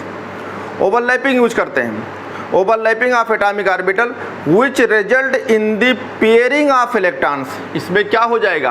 पहले कैसे कैसे थे? सिंगल सिंगल, अब कैसे हो जाएंगे? एक दूसरे के मिल गए तो क्या हो जाएंगे? पेयर। पेयर का मतलब कितना हो गया? जोड़े में। तो पहले जो है ऑर्बिटल जो है न्यूक्लियस के बाहर होता है, आउटर सेल में होता है, न्यूक्लियस एक दूसरे के अप्रोच करती है तो उनके ऑर्बिटल एक दूसरे के ऊपर आते हैं, या पार्शियल पेनिट्रेशन वर्ड यूज करिए, या ओवरलैपिंग हो जाएगी। जब ओवरलैपिंग होगी, पहले सिंगल सिंगल थे, अब मिलेंगे तो यहाँ इलेक्ट्रॉन क्या होगा, डबल। तो डबल को क्या बोलोगे, पेयरिंग्स। तो ये पेयरिंग होगी, तो एक इलेक्ट्रॉन यहाँ भी क्लॉकवाइज होगा और दूसरा एंटी क्लॉकवाइज होगा। ये हो गया पॉइंट नंबर। इसमें बढ़ते रहिए, इसी से मैंने पॉइंट लिखा दिया है। Overlapping atomic orbitals which result in the pairing of electron के यहाँ लिखा है the extent of overlapping decide the strength of covalent bond. ये रहा, हमने क्या बताया कि अगर मजबूती होना है कोवैलेंट बॉन्ड में तो ओवरलैपिंग कैसा होना चाहिए, अच्छा एक्सटेंट, यानी फैल के पकड़ ले, यानी इतनी मार्जिन ना हो, मार्जिन अच्छी खासी मार्जिन हो, तो उसमें कोवैलेंट बॉन्ड कैसा रहेगा, मजबूत, तो मजबूती रहेगी। कह रहा है कि greater the overlapping of the strength is the, कह रहा bond form between two items. जब अच्छी तरीके से ओवरलैपिंग होगी तो बॉन्ड काफ़ी मजबूत होगी। इसी से मैंने 4 पॉइंट लिखा दिया है। अगला कह रहा therefore according to orbital overlap concept, कह रहा the formation of covalent bond between two atom by pairing of electron present in valence shell opposite spin. देखो क्या करेंगे, जब कोवैलेंट बॉन्ड बनाएंगे तो वैलेंस शेल मतलब ऑर्बिटल में इलेक्ट्रॉन कैसा हो, एक दूसरे के अपोजिट, और इसके बाद जब ये ओवरलैपिंग करते हैं तो कैसे जाते हैं, पेयर। तो इतने पॉइंट को मैंने अलग अलग लिखा दिया, यानी ये सब पॉइंट को मैंने छाट के अलग लिखा दिया कि अगर भैया कोवैलेंट बॉन्ड बनना है तो पहले न्यूक्लियस अप्रोच करें, न्यूक्लियस अप्रोच करेगी, तब अप्रोच होगा तो ये पास जाएंगे। अगर ये मिलते हैं तो मिलने से पहले आपको ये भी बता दें कि उनके ऑर्बिटल होते हैं, यहाँ ऑर्बिटल होगा, इसके सेल के अंदर ऑर्बिटल होगा, इसमें इलेक्ट्रॉन सिंगल सिंगल होगा, और जब ये मिलेगा तो मिलने के बाद ये सिंगल सिंगल हैं तो डबल होंगे, और इनकी इलेक्ट्रॉन, ये न्यूक्लियस ये है और न्यूक्लियस ये है। अगर कहा जाए न्यूक्लियस ये है, न्यूक्लियस ये है, तो इनकी इलेक्ट्रॉन डेंसिटी देखो यहाँ बढ़ी है, ये बोलेंगे 2 इलेक्ट्रॉन होंगे तो इलेक्ट्रॉन डेंसिटी बढ़ गई। इलेक्ट्रॉन डेंसिटी कहाँ बढ़ी, कहाँ इंक्रीज की, न्यूक्लियस के बीच में। तो पहला पॉइंट था कि न्यूक्लियस के बीच में इलेक्ट्रॉन डेंसिटी बढ़ जाती है। अगर इन्हें पेयरिंग करना है, इन्हें ओवरलैपिंग करना है, पेयर के फॉर्म में आना है, तो पहले ये सिंगल सिंगल होंगे। अब अगर ये ओवरलैपिंग कर लेते हैं, अगर ये मिल जाते हैं तो ये अच्छी तरीके से ओवरलैपिंग हो, यानी आपका बहुत हल्का फुल्का ना हो, यानी अच्छा खासा ओवरलैपिंग हो, जिसे बोलते हैं एक्सटेंट। और एक्सटेंट ओवरलैपिंग होगी तो उससे क्या बनेगा, कोवैलेंट बॉन्ड। यही 4 पॉइंट आपका है जो वैलेंस बॉन्ड थ्योरी को एक्सप्लेन करती है। अब यहाँ पे आती है अगले पेज पे, जिसके बारे में इन्होंने बताया डायरेक्शनल प्रॉपर्टी ऑफ बॉन्ड। इसका मतलब है जो बॉन्ड बनेगा, जो ओवरलैप होगा, उसमें जो बॉन्ड बनेगा उसमें डायरेक्शंस। तो आपको पहले ही टेलर दे चुका था कि कोवैलेंट बॉन्ड कैसे बनते हैं, नॉन मेटल से बनते हैं, और इनमें जो बॉन्ड बनते हैं वो सिंगल हो सकती है, डबल हो सकती है, ट्रिपल हो सकती है। फिर उसकी मैंने फिजिकल प्रॉपर्टी पढ़ाई, तो फिजिकल प्रॉपर्टी मैंने आपको पढ़ाया कि कोवैलेंट बॉन्ड्स डायरेक्शनल होते हैं, यानी इसमें आपको डायरेक्शन की ज़रूरत पड़ेगी। फिर मैंने कोवैलेंट बॉन्ड में पढ़ाया कि इसमें हाइब्रिडाइजेशन पढ़ाएंगे, डायपोल मूवमेंट पढ़ाएंगे, बॉन्ड ऑर्डर पढ़ाएंगे, बॉन्ड एंगल पढ़ाएंगे, बॉन्ड लेंथ पढ़ाएंगे, ज्योमेट्री पढ़ाएंगे, शेप पढ़ाएंगे। ये आप किसी से जाके पूछो कोवैलेंट बॉन्ड में क्या पढ़ते हैं, अब उसका चेहरा देखो तो उतर जाएगी, क्योंकि आपको ऐसे पढ़ना है कि एग्ज़ाम में 3 घंटा 20 मिनट के अंदर पूरी याद रहे। तो पूरा याद है तो कॉन्सेप्ट से पढ़ना पड़ेगा, और आप अगर खुद से एनसीईआरटी पढ़ना चाहे तो एक लाइन नहीं ला पाओगे, क्योंकि इतनी टफ लिखी हुई है, इसको निकाल के पॉइंट बनाना पड़ता है। अब एग्जामिनर को क्या होता है, एनसीईआरटी दे दी जाती है, अब तुम बुकलेट ले घुमा करते हो, तो ठीक है बुकलेट घुमा करोगे कोई दिक्कत नहीं है, लेकिन वो 2-3 साल बाद पता चलती है कि हम कहीं और निशाना लगा रहे थे, निशाना कहीं और लगना था। तो ध्यान दीजिएगा, ये बात आपको 4 पॉइंट अब लेके चलता हूँ, और उसके बाद जब अभी म्यूटी पढ़ाऊँगा तब बताएंगे इसमें क्या कमियाँ थी। तो अभी इसकी कमी नहीं है, अभी आप इसको पढ़ें। आइए तो डायरेक्शन में, तो पहला पॉइंट लिखा है as we have already seen covalent bond form by overlapping of atomic orbital the molecule of hydrogen atom is form due to the overlapping of 1s orbital of 2 hydrogen. एकदम बात सही है। अब यहाँ पे अभी अगले पेज पे इसी पे पढ़ना पलटेंगे, चाहे पलट के देख लो, पिंक कलर के गोला बना होगा, लिखा होगा SS टाइप, फिर लिखा होगा SP टाइप, और फिर लिखा होगा PP टाइप्स। पिंक कलर का होगा, जैसे 2000 की नोट है, इसे दिख रहा होगा। बताओ इसको कहाँ लिखा है यार, ये देख के नहीं आता घर से, बताओ कहाँ लिखा है इसको। अगल बगल बैठाया करो जाके, इसको पल्ले पड़े ना, ये घर से नहीं पढ़ के आते हैं तो फिर वही होगा कि तू चल मैं आता हूँ, चिपरी रोटी खाता हूँ, ठंडा पानी पीता हूँ, हरी डाल पे बैठा हूँ। सुने हो ना कहानी, ये नहीं सुने हो? गिलहरी और कौवे के बाद दोस्ती हुई थी खेती करने के लिए। हमारे यहाँ ऐसे लोग आते हैं गिलहरी कौवा वाले कि सर पढ़ा दिए हैं, तू चल मैं आता हूँ, तो जाओ पढ़ के आओ, हम बता देंगे। बेटा अच्छे अच्छे उड़ जाएंगे, बता रहे हैं। अभी भी कितनी कॉलेज जुड़ी हुई है, अब 1 लाख कॉलेज हो गए इंडिया में। आज पेपर में देखा कितनी कॉलेज बढ़ाए हैं फिर, लेकिन कुछ नहीं फ़र्क पड़ेगा तुम्हारे लिए। क्यों फ़र्क पड़ेगा? क्योंकि तुम वहीं बैठे हो ना। और जितने ज़्यादा पैदा होते उतने एग्जाम में बैठ जाते हैं। जैसे मान लो 20 लाख पैदा हुए तो 20 लाख बढ़ जाते हैं, या 5 लाख पैदा हुए तो 5 लाख एग्जाम में बैठ जाते हैं। तो हर साल तो 5-10 लाख बढ़ेंगे, तो तुम तो वहीं बैठे हो। तो तुम सोचते हो कि मेरिट तो नीचे गिरेगी, मेरिट कभी नीचे नहीं गिरेगी, 600 से नीचे तो आएगी नहीं। अगर 5000 कॉलेज बढ़ता है तो 5 लाख बैठते भी तो हैं। तो दिमाग खोल लो। डॉक्टर बनना एक सही रास्ता चाहिए और सही तरीके से कोई पढ़ाए तब बनते हैं, वरना तो 400-500 तो कोई भी लेके आ सकता है। ठीक है, तो ये आपकी बात है। अब ये तो पहला पॉइंट है। अभी आगे आपको बताएंगे कि ये कैसे ओवरलैप होते हैं, क्योंकि अभी हम यहाँ चल रहा है। तो देखो आपको पढ़ाया था, शुरू में बताया था कि एस जो होता है कैसा होता है, स्फेरिकल फॉर्म। पढ़ा चुका हूँ, सबके बारे में बोल चुका हूँ, पहला लेक्चर जाके देखो। पी वाले कैसे होते हैं, डम्बल फॉर्म, और जो है डी वाले डबल। तो डी वालों का यहाँ ओवरलैपिंग है ही नहीं। और जब आपको पढ़ाएंगे डी ब्लॉक या कोऑर्डिनेशन कंपाउंड, तो वहाँ भी ओवरलैपिंग वर्ड यूज ही नहीं करेंगे, तब भी आंसर वही आएगा। लेकिन तुमसे कोई पूछे ये कैसे एक्सप्लेन करोगे, तो आप बोलोगे बैलेंस बॉन्ड थ्योरी से ही, लेकिन आंसर वही आएगा। तो मैंने तुमसे क्या पढ़ाया था कि मैं आपको ऐसे पढ़ाऊँगा, वही आंसर आएगा। बस आपको बहुत बढ़िया सुनना होगा। आप चाहे जहाँ पढ़ लिए हैं याद नहीं होगा, अगर मैं पढ़ाऊँगा तो वही याद रहेगा। तो ये होता है डबल डम्बल। तो इसका डबल डम्बल का मतलब ये, ठीक है। तो यहाँ पे हम इस वर्ड को बहुत कम यूज करेंगे, अपने तरीके से पढ़ाएंगे, एनसीईआरटी में पढ़ के दिखाएंगे, वही आंसर आएगा। तो ये दोनों तो यूज करेंगे, ये तुम्हारे एनसीईआरटी में है भी। तो अगर हम आपको बताया जाए कि भैया अगर हाइड्रोजन बनाना है, अगर H2 बनाना है, तो ये पहले तो सिंगल सिंगल रहे होंगे। तो एक H में कितना इलेक्ट्रॉन, एक, तो भरोगे तो क्या आएगा 1s1। तो इसका मतलब क्या है, ये आपका स्फेरिकल रहा होगा। ये कैसा रहा होगा, ये स्फेरिकल रहा होगा। अब यार ये ओवरलैपिंग कहाँ कराएं, एक वर्ड और होना चाहिए, किसी एक्सिस पे। तो अभी आपको जब डायरेक्शन वर्ड यूज करेंगे, तो डायरेक्शन का मतलब क्या है, किसी एक्सिस पे। तो अगर अभी आपको बताएंगे एक्सिस होता है, तो कौन कौन एक्सिस होते हैं, एक होता है एक्स एक्सिस, और एक होता है वाई एक्सिस, और एक कौन होता है जेड एक्सिस। ये तीनों एक्सिस एक दूसरे के परपेंडिकुलर होते हैं। लेकिन हम 2D डायग्राम बनाए हैं तो ये वाला एक्सिस दिखता नहीं है। लेकिन अगर आप ये भी 3D में देखा जाए तो देखो एक दूसरे के 90 डिग्री पे है, देख लो चाहे, नहीं है क्या, ये एक दूसरे के 90 पे है, तो ये नीचे वाला भी 90 पे है। लेकिन ये 2D में आपको ये 90 नहीं दिखता हो, लेकिन 90 डिग्री पे है। तो यहाँ पे हम कोई एक्सिस, अगर हम एक्स एक्सिस पे ऑब्जर्वर खड़ा हो, कोई काम हो रही है एक्स एक्सिस पे, और ऑब्जर्वर भी उसी एक्सिस में देख रहा है, तो वो लाइन कैसी दिखेगी आपको, सीधी। अगर आप जेड में चले जाइए और मान लो जेड वाला लाइन ये है, मान लो ऐसे बना दिया, ऑब्जर्वर यहीं खड़ा है, तो उसको कैसे दिखेगा, सीधी लाइन। तो किताब ने अभी एक्सिस चुनी है, तो एक्स वाई जेड एक्सिस में इन्होंने जेड एक्सिस चुना है। आप कोई भी चुन सकते हैं, लेकिन किताब ने किसे चुना है, जेड एक्सिस। तो आपको जेड एक्सिस चुनना होगा आपको भी। अब एक्सिस के अलोंग, तो तूने देखा होगा ना, अगर मान लो ये ओवरलैपिंग करना चाहता है, तो एक दूसरे कैसे होना चाहिए, इसका न्यूक्लियस और इसका न्यूक्लियस कैसे होना चाहिए, एक दूसरे के आमने सामने आए, लेकिन कौन सी एक्सिस पे, जेड एक्सिस पे। मान लो कभी देखते हो सांड लड़ते हुए देखा है, मान लो अगर सांड आ रहा है, तुम लड़ना चाहते हो, तो देखो सांड ऐसे आएगा एकदम आंखें बंद करके, तो तुम हट जाओ, इधर चले जाओ, तो सांड कहाँ लड़ेगा, दीवार से।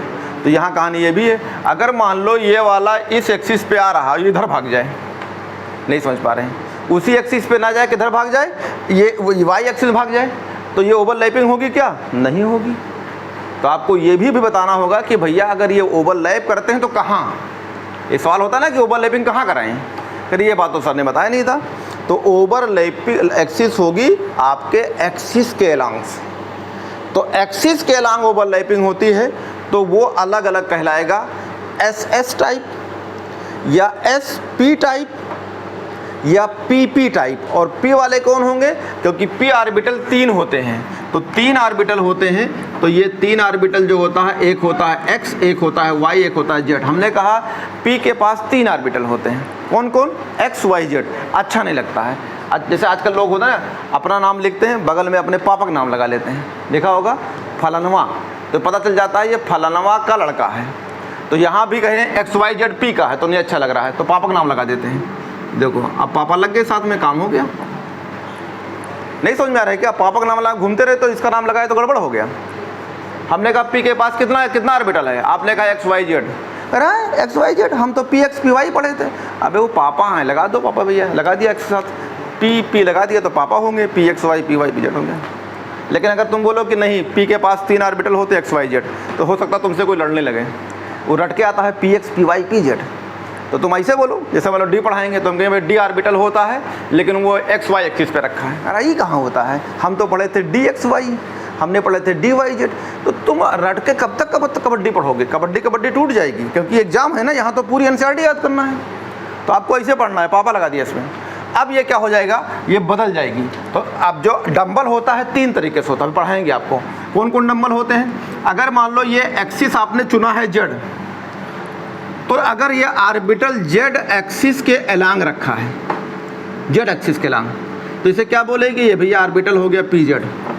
हम कहेंगे मेरा एक्सिस है ये Z, लेकिन ऑर्बिटल कैसे रखा है, जैसे मान लो कोई होता है ना जिम में के डंबल रखा है, तो ये एक्सिस है, डंबल ऐसे रखा है खड़ा, ये खड़ा रख दिया एकदम सीधे, तो इस ऑर्बिटल कौन किसका हो जाएगा, ये PX का।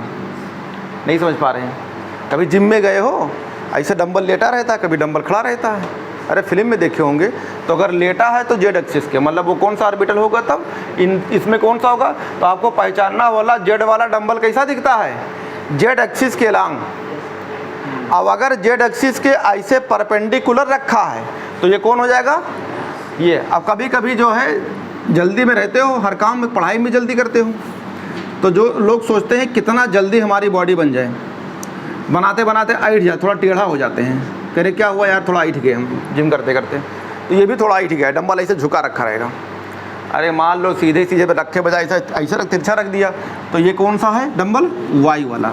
तो आप पहचान लीजिए 3 तरह के एक्चुअल डंबल ये होते हैं। तो देखो आपको कितनी बेसिक बताया, जब आपको पहला लेक्चर में पढ़ाया तो पढ़ाया ये, तो इनके बारे में नहीं बताया, लेकिन आज तीनों डंबल को अलग अलग कर दिया। ये एकदम एक्सिस के लांग लेटा है, तो ये वाला सीधे है एक्सिस के लांग। ये कहाँ है, एक्सिस के ऊपर नीचे, यानी एक्सिस इसके जा रहे हैं यहाँ से, एक्सिस कहाँ जा रही है, ऐसे, तो एक्सिस से क्या हुआ, झुका। तो ये 3 ऑर्बिटल आपके हो गए क्लियर। स्फेरिकल जो होता है वो हाइड्रोजन का होता है। तो अगर मुझे H2 बनाना है तो हमने क्या किया, 2 S लिया, तो एक S ये हो गया, एक S ये हो गया। अब इन्हें एक्सिस के एलांग ओवरलैपिंग कराया, तो ओवरलैपिंग कराएंगे तो क्या बनेगा आपका, इसी एक्सिस के एलांग बन जाएगा। तो देखो ये ओवरलैपिंग हो जाएगा, ये दोनों ऑर्बिटल एक दूसरे के ओवरलैपिंग में होंगे, और इससे क्या बन जाएगा, H2। देखो ये H वाला है और ये H वाला है, आराम से बॉन्ड बन गया। देखो ये भी तो बना है सिंगल बॉन्ड, कौन सा बॉन्ड बना है, सिग्मा बॉन्ड। बॉन्ड कौन सा है, कोवैलेंट बॉन्ड। किस थ्योरी से पढ़े हो, ये वैलेंस बॉन्ड थ्योरी से, यानी ऑर्बिटल के ओवरलैपिंग से। तो अगर आपसे कोई पूछे इलेक्ट्रॉन के शेयरिंग से बॉन्ड बनता है, बनता है। ऑर्बिटल के ओवरलैपिंग से बॉन्ड बनता है, दोनों से कोवैलेंट बॉन्ड। तो सही थ्योरी कौन है, तो इस टाइम हो गई ऑर्बिटल ओवरलैप थ्योरी, क्योंकि इलेक्ट्रॉन तो होता है वैलेंस सेल में, लेकिन वैलेंस सेल के ऑर्बिटल में होता है। तो आपने धीरे धीरे कोवैलेंट बॉन्ड पढ़ रहे हैं, क्योंकि अभी अगर हम एक बैग की सब बोलते वहीं पे तो आपके नहीं समझ में आती, लेकिन धीरे धीरे आपकी बातें चली होगी। तो ये थ्योरी में लिखा है, क्या लिखा हुआ है कि देखो 1s ऑर्बिटल ओवरलैप किया तो 2h बन गया, और ये 2h बन गया तो इस बॉन्ड का नाम क्या हो जाएगा, सिग्मा बॉन्ड। इतना लाइन खो गई आपकी। अगला लाइन इसी में, in case of poly atomic molecule, तो ये कौन सा एटॉमिक था, ये से क्या बोलेंगे, डाई एटॉमिक मॉलिक्यूल्स। ये वाला मॉलिक्यूल कौन सा है आपका, डाई ना, 2 है ना, 2H है तो क्या बोलेंगे, डाई। और 2 से ज़्यादा हो जाए तो किस में रखते हो, पॉली। तो ये डाई एटॉमिक मॉलिक्यूल। अब आती है poly atomic molecules. Poly atomic molecule, poly में कौन कौन आएंगे, बहुत सारे, तमाम सारे बने, NH3, H2O, ठीक है, CCl4, CH4, ये सब कितने आते हैं, तो तुम्हारे किताब में लिखा होगा। इन केस आप poly atomic molecule CH4 ammonia water. चलो कोई बात इन ले लो, तो आप एग्जाम्पल में ले लेते हैं CH4 अमोनिया, और ये क्या है, वाटर।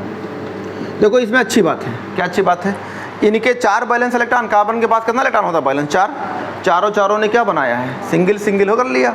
अब वो आप ऑप्शन पे जाइए, क्वेश्चन में जाइए, क्वेश्चन किस फॉर्म में पूछ रहा है आपको। ये अगर इस थ्योरी से पूछ रहा है तो ये दिमाग चलेगा, डायरेक्ट शेयरिंग मोड यूज कर रहा है तो आपका लुईस वाला चलेगा।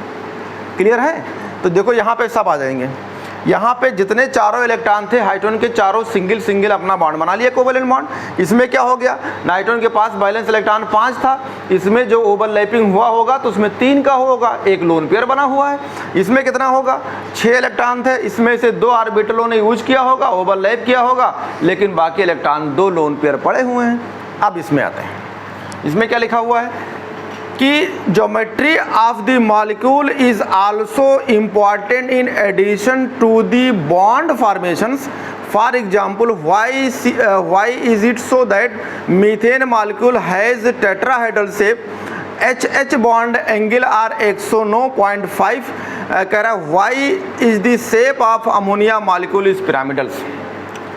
तो यहाँ से आप अंडरलाइन कर लिए, the geometry of the molecule is also important in addition to the bond formation. इतना अंडरलाइन करना है कि अगर कोई भी मॉलिक्यूल की ज्योमेट्री बनती है तो उसमें ये भी बहुत ज़रूरी है कि जो आप एडिशन कर रहे हैं बॉन्ड फॉर्मेशंस के लिए, और उसमें ये भी बताया कि मीथेन का बॉन्ड एंगल कल पढ़ा गया था आपको कि 109.5 जो होती है एंगल होती है।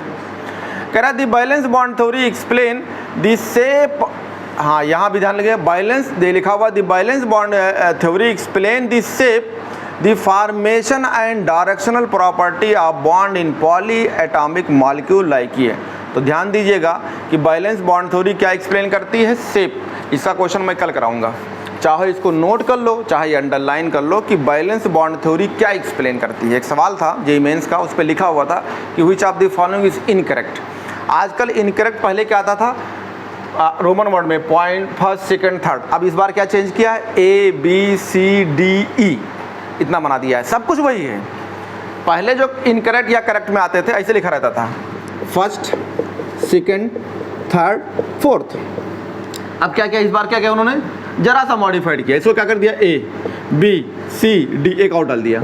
बताइए, लिखा हुआ 4 स्टेटमेंट, नीचे बताओ कौन सा बात सही है कौन सा बात गलत। डर गए? क्या डर गए यार? ये रोमन में लिखा था, ABCD में कर दिया। लेकिन चाहे वो रोमन में करे चाहे ABCD या PQRS में करे, आपको ये कॉन्सेप्ट क्लियर होना जरूरी है। क्योंकि ये नहीं पता है तो आप इसके नीचे कुछ नहीं कर पाएंगे। तो देखिए, असर्शन रीजन, कमेंडमेंट्स के और साथ में इस तरह के पॉइंट कुल मिला के इस बार करीब करीब देखे होंगे तो 12-13 क्वेश्चन हैं। और 12-13 क्वेश्चन एकदम थ्योरेटिकली ही उठा के पूछी जाएगी, क्योंकि उसमें डायग्राम नहीं बना सकते। तो आपके 12-13 क्वेश्चन तो ऐसे निकल गए। तो ये पॉइंट हो गई, आपको ये लाइन आपको टिक करना है या लिखना है कि बैलेंस बॉन्ड थ्योरी किसके लिए एक्सप्लेन करती है। आपसे पूछे किसके लिए एक्सप्लेन करती है, तो ये बताओ, ये ओवरलैपिंग किया कि नहीं किया? कर लिया ना। इसके बीच में क्या बना? एक H और एक H। तो ये बताइए, अगर एक H और एक H ये रखा हुआ है, ये जो है HH है, तो देखो यहाँ का इलेक्ट्रॉन यहाँ बल है, तो इसके बीच में कौन सी लाइन है? सीधी लाइन। तो सीधी लाइन को क्या बोलोगे? लीनियर। तो लीनियर किस में आती है? शेप में। अगर ट्रायंगुलर बन गई तो भी शेप है, टेट्राहेड्रल बन गया तब भी शेप है। तो किसके लिए एक्सप्लेन करेगी ये? शेप ऑफ द मॉलिक्यूल्स, आकार। हिंदी वालों आकार बोलते हैं।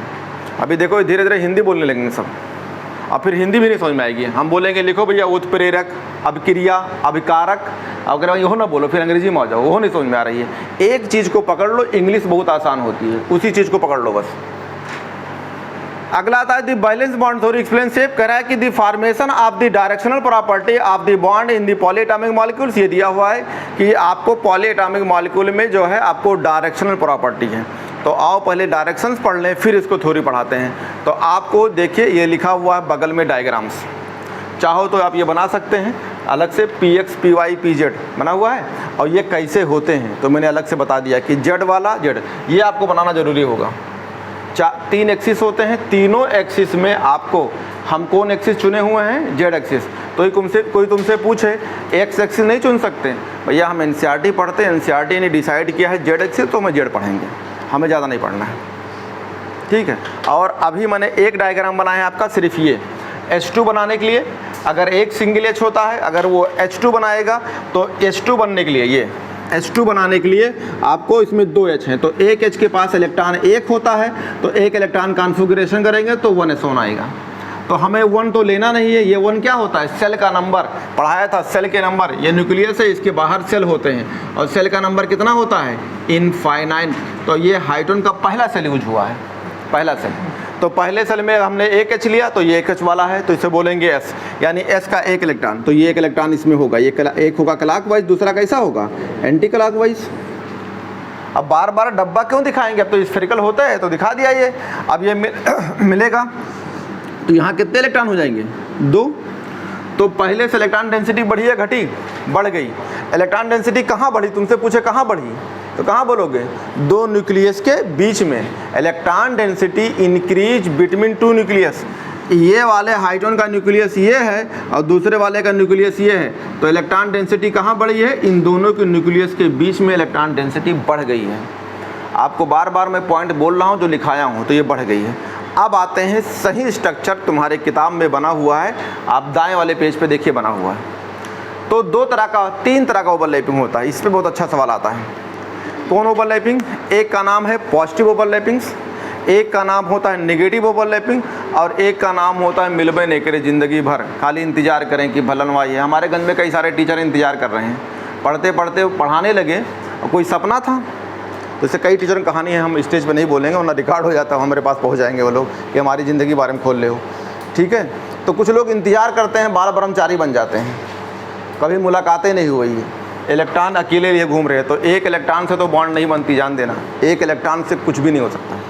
कम से कम अगर बॉन्ड बनना है तो कितने इलेक्ट्रॉन, 2 इलेक्ट्रॉन मिनिमम होना चाहिए अलग अलग आइटम के। तो आओ देखते हैं पहले डायग्राम्स, इस डायग्राम से सवाल आता है, तो डायग्राम पढ़ते हैं फिर थ्योरी पाते हैं, क्योंकि डायरेक्शन वर्ड का मतलब ही होता है, डायरेक्शन का मतलब क्या हो, किसी डायरेक्शन से में कोई मिले। जैसे मान लो वरमाला डालना हो, तो कोई नहीं देखा होगा वीडियो पे, ऐसे वरमाला डालना है इधर डाल देता है, नहीं देखा होगा ना, फेसबुक पे आया था कि भैया शादी करने गए थे, इधर माला डालना ना, अपने सालिब डाल दिया।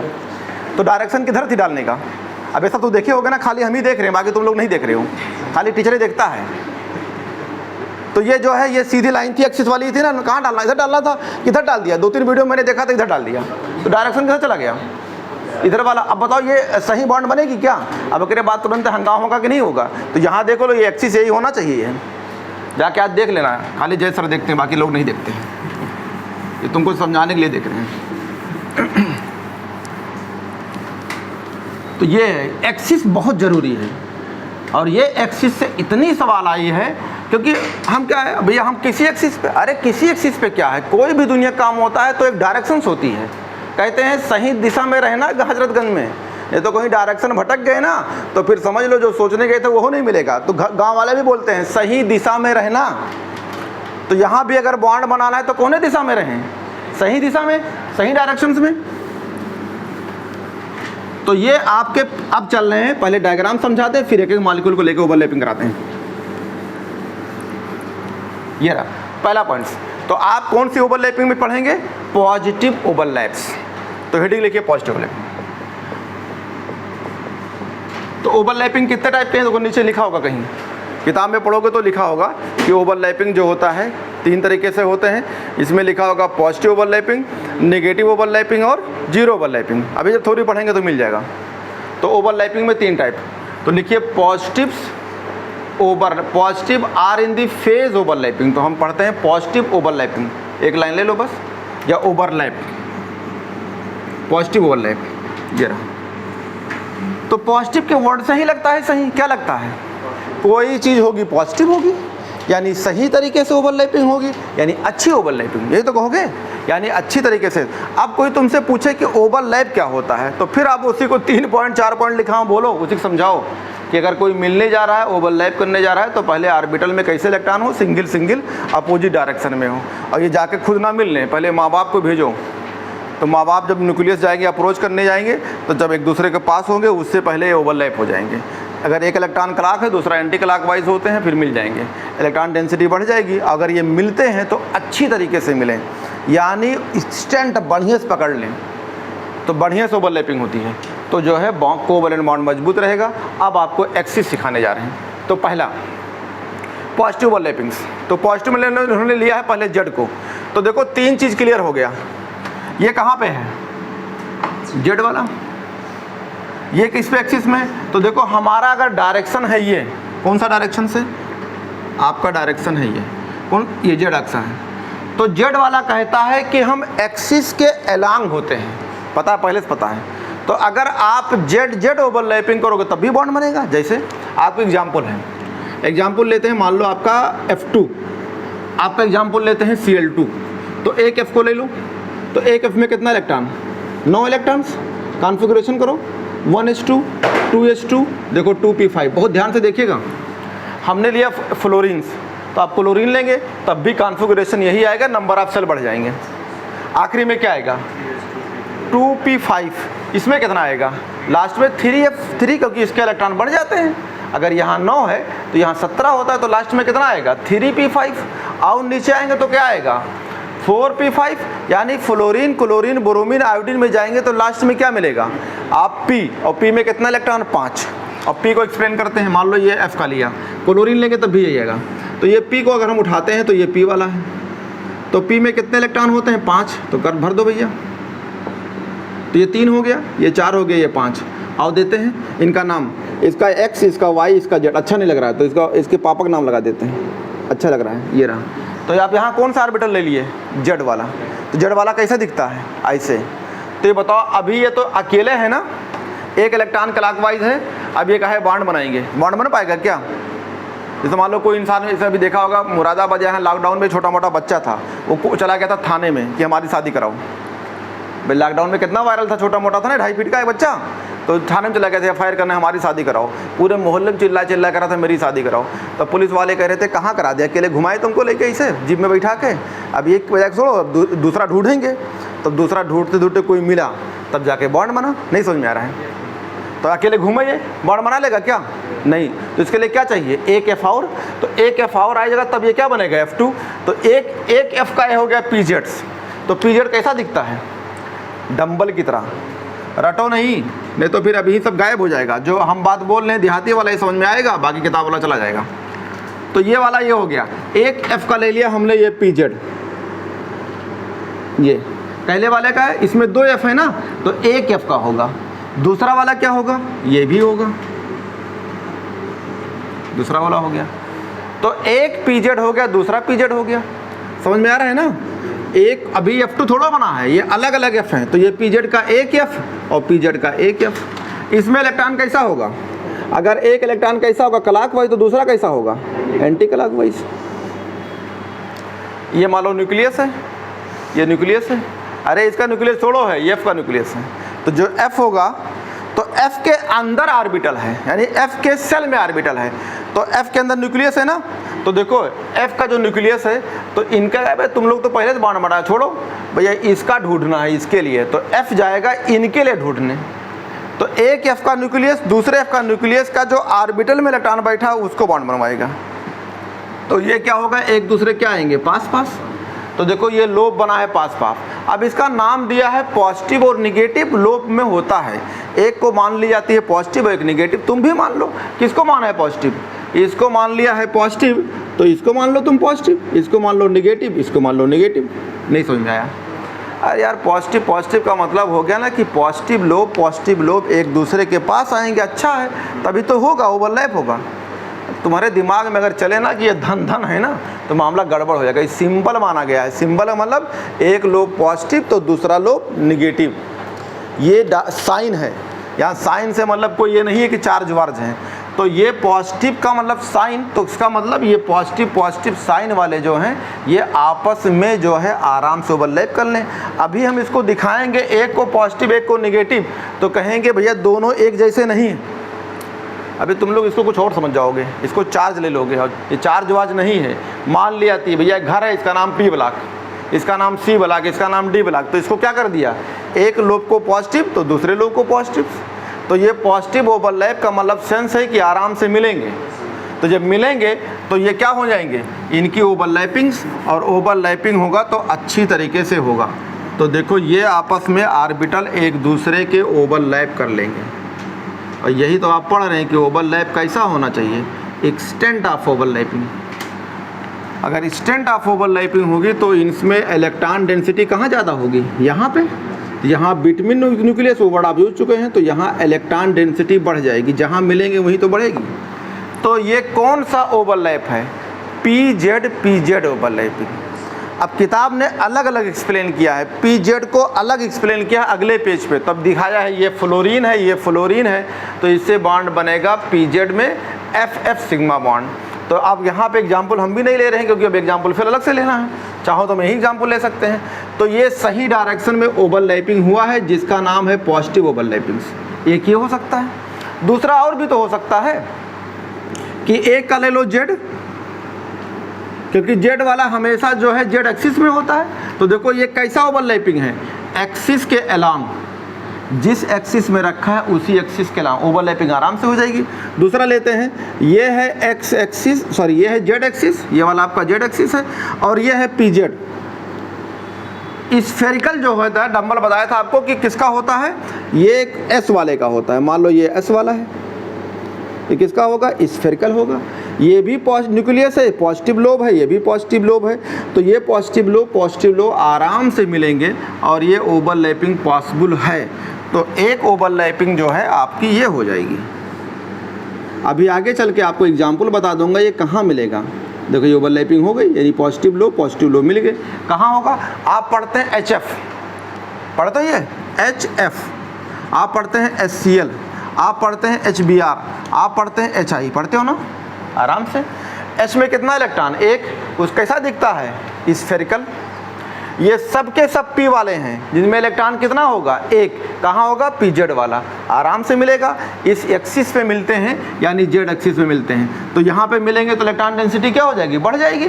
पहले कितना कितना इलेक्ट्रॉन था, सिंगल, एक है क्लॉकवाइज, दूसरा कैसा है, एंटी क्लॉकवाइज।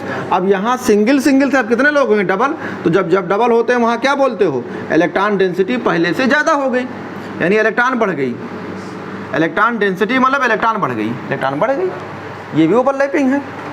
आप चाहो तो पॉजिटिव ओवरलैपिंग आप पढ़ाना चाहोगे तो एक स्फेरिकल दूसरा स्फेरिकल ले लो, ये भी जेड एक्सिस में होता है। ये रहा, आगे डायग्राम बना होगा, यहाँ नहीं बनाया होगा इसको। ये रहा, ये कैसा होगा, हाइड्रोजन वाला है, तो ये वो एक H का है, 1s कहेंगे, ये 1s कहेंगे, S वाले कहेंगे। ये खाली SS ले लो। एक इलेक्ट्रॉन क्लॉकवाइज है, दूसरा एंटी क्लॉकवाइज। कौन सी एक्सिस में है, जेड एक्सिस में है, आराम से ओवरलैपिंग होगी। और ओवरलैपिंग होगी तो इससे देखो ओवरलैपिंग हो रहा है। और यहाँ पे जो ओवरलैपिंग होगी ये भी पॉजिटिव लोब, ये भी पॉजिटिव लोब मान लो, ये हो जाएगा। एग्जाम्पल क्या होगा, H2 होगा, ये भी जेड एक्सिस में है। तो ये सब पॉजिटिव लोब में आते हैं। तो देखो ये जेड के एक्सिस है ना, एक्सिस के लांग है। अब यूज करेंगे वो भी पॉजिटिव लोब होंगे, लेकिन जेड एक्सिस वाले नहीं होंगे। तो ये ऑर्बिटल भी नहीं होंगे। कौन हो सकते हैं, या तो px वाले या फिर py वाले। तो इतना डायग्राम आप बना ले सकते हैं। इनके एग्जाम्पल के साथ अगले पेज पे बताएंगे। तो ये पॉजिटिव ओवरलैप का है, मतलब पॉजिटिव लोब ओवरलैप करेंगे। आप NCERT का सहारा भी ले सकते हो, ऐसा नहीं कि मैं अलग से कुछ पढ़ाता हूँ, सब NCERT ही है।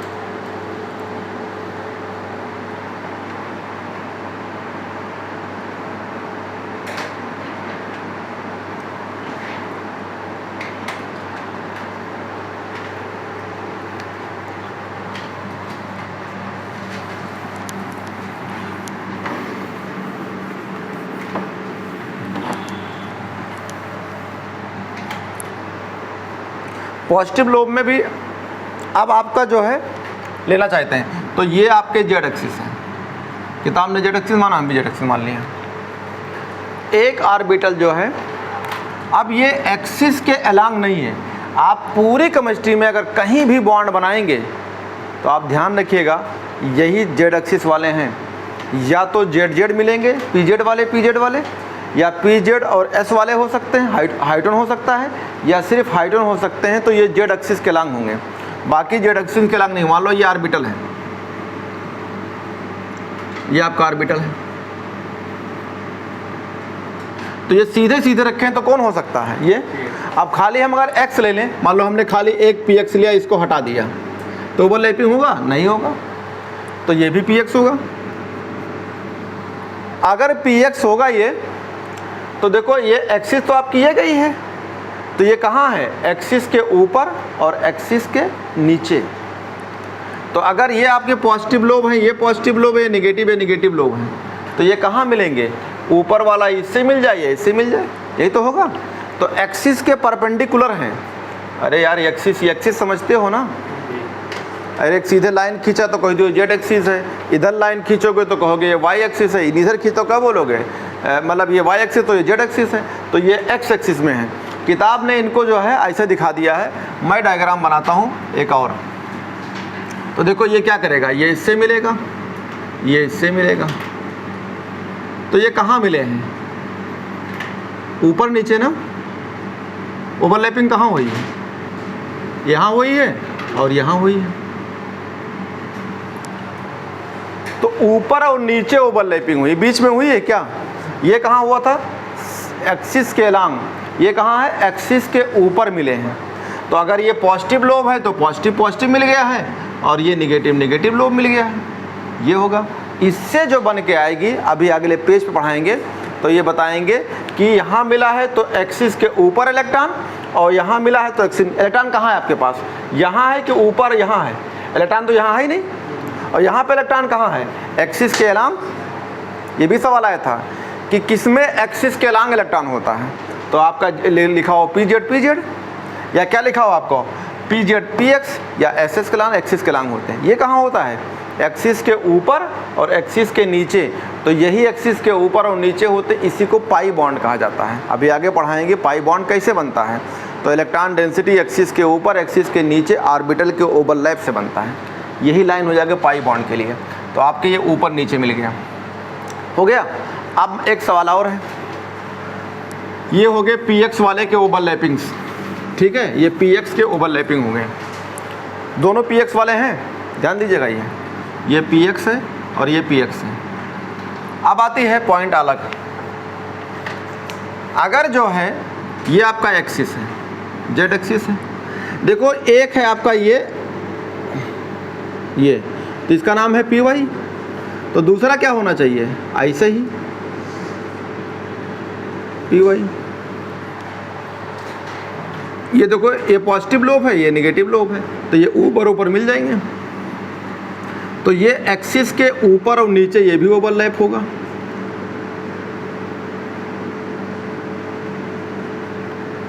यहाँ मिल गया, ये पी वाई है, ये पी वाई है, ये जेड एक्सिस है। ये आपके हो गए पॉजिटिव लोब्स, यानी जो है ये एक्सिस के सीधे थे मिल गए। अरे मान लो ये डंबल है, ये लाइन खींचे हो, डंबल को ऐसे नीचे ऊपर मिला दो, ये हो जाएगा। ये डंबल झुका हुआ है तो ये झुका वाले को ही ढूंढेगा, तो ये हो जाता है। अब अगर आप इसी चीज़ के, अगर आप इसको निगेटिव ओवरलैपिंग करना चाहते हो तो आप क्या कह दीजिए? साइन खाली पलट दीजिए। जितना डायग्राम बनाए हो ना, इसके साइन पलट दो। देखो बगल वाले पेज में बना होगा, जहाँ आप पढ़ रहे हैं उसके दूसरा डायग्राम बना होगा, उसके साइड में खाली लोब चेंज किया होगा।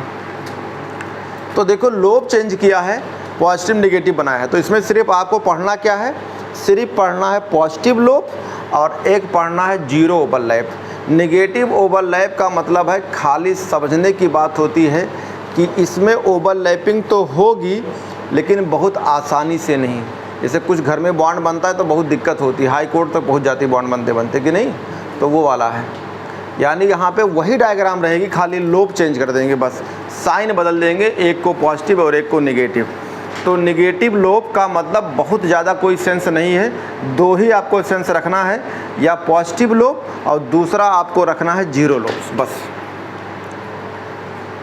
ठीक है, निगेटिव में कुछ भी नहीं है, सेम डायग्राम बनाएगा, बस खाली फेज को चेंज कर दिया है। अगर यहाँ पॉजिटिव लेगा, यहाँ निगेटिव, तो दूसरे वाले क्या करेगा, इसमें क्या करेगा, पॉजिटिव को ऊपर कर देगा, निगेटिव को नीचे कर देगा, ओवरलैपिंग वैसे दिखाई जाएगी। तो इसका मतलब कोई सेंस नहीं है, खाली दो सेंस आपको पता होना चाहिए, पॉजिटिव ओवरलैप क्या है और जीरो ओवरलैप क्या है, बस दो चीज़। और यही आपको यूज भी है। कुछ पॉइंट ऐसे भी लिखे होते हैं जिसका कोई सेंस नहीं होता है। अब आप लगे हैं तो लगे रहिए, सिर्फ दो का यूज है, एक तो पॉजिटिव ओवरलैपिंग और एक है आपका जीरो ओवरलैप। जीरो समझते हो, जीरो का मतलब कुछ भी नहीं। कितना नंबर लाए हैं, जीरो लाए हैं। कितना नंबर लाए हैं, भेली नंबर लाए, गाँव लोग भेली नंबर लाए, भेली या गुड़ नंबर लाए, गुड़। आदमी समझ नहीं पाया गुड़ कौन सा नंबर, तो गुड़ कैसा होता है, जीरो के बराबर। तो जैसे अपने पापा को बोले पापा गुड़ नंबर लाए हैं, पापा लगा कि मतलब इनको इनाम गुड़ मिला है, तो ऐसे सेंस बोली जाती है कि जान भी ना पाए लोग। लड्डू नंबर लाए हैं, कौन सा लड्डू नंबर होता है, अब उसको समझाने के लिए 3-4 दिन लग जाएगा, लड्डू नंबर लाए हैं। तो यहाँ मतलब होता है समझना कि कैसे बोलें, और यही है एनसीईआरटी। वही क्वेश्चंस को हर साल पूछेगा, तो कभी पूछेगा लड्डू नंबर, कभी पूछेगा गुड़ नंबर, और आप उसी को परेशान नहीं गए। आज लड्डू रट लिए तो गुड़। एक फिल्म आई थी, देखा होगा, जिसमें पैसा मांगता है, जॉनी लीवर थे और एक सतीश करके है, तो पैसा मांगता है। तो जैसे जॉनी लीवर जब हाँ ठीक है, हाल चाल बढ़िया, सब बढ़िया है, फिर क्या कहता है, वो लैंग्वेज बदल देता है कि देखिए ये लाइन बंद है, व्यस्त है, ये फला ट्रेन फला टाइम जाएगी, चलो भैया हो गया, वो भी उठा के अपने करते हैं। फिर उसके बाद वो गुजराती, अवधी, देहाती, पता नहीं कितने कितने भाषा बोलते हैं, वो किताब खोल खोले पढ़ते हैं, फिर लैंग्वेज चेंज कर देता है। सेम कहानी यही एनसीईआरटी है। हर साल वही सवाल अगर पूछेगा तो उसका वही मतलब लेगा, लेकिन उसका लैंग्वेज बदल देगा, और वो एनसीईआरटी में लिखा रहेगा, ये भी बात है। और हर बार आप कहोगे अच्छा इस बार रट लेते हैं, XCF4 का ज्योमेट्री ऑक्टाहेड्रल होता है, और अगली बार आज जो XCF4 नहीं पूछेगा, उसके नीचे वाले पूछ लेगा, उसके पड़ोसी पूछ लेगा, और ज्योमेट्री नहीं पूछेगा तब कि शेप पूछेगा, और शेप नहीं पूछेगा क्या रिपल्सन बताओ, वही मतलब रहेगी, लेकिन हर बार वो मतलब अलग अलग पूछा गया। तो काहे ना एक बार समझ लें उसी चीज़ को, चाहे जितनी बार वो पूछें। यही है पढ़ाई मीन्स। और कहते हैं यार CBSE वाले कभी सवाल रिपीट नहीं करते हैं, तो इसका मतलब आप CPMT की तरह पढ़ने आए हैं। CPMT की तरह नहीं पढ़ना है, जो भी पढ़ना है पूरा क्लियर होना चाहिए। अब हमने कहा कि पॉजिटिव ओवरलैप ही उसको निगेटिव ओवरलैप कर दिया है, फेज चेंज कर दिया है, कोई मतलब नहीं। अब की जो बताने जा रहा हूँ ये मतलब है जीरो ओवरलैप। तो जीरो का मतलब होता है कभी कोई नहीं मिलेगा, जीरो मतलब होता है शून्य, यानी कोई चीज़ शून्य है, इसका मतलब है ही नहीं। तो अब आइए लिखिए heading zero overlaps. Zero overlap, तो जीरो ओवरलैप के बारे में करते हैं, ठीक है। तो आओ देखते हैं जीरो ओवरलैप्स।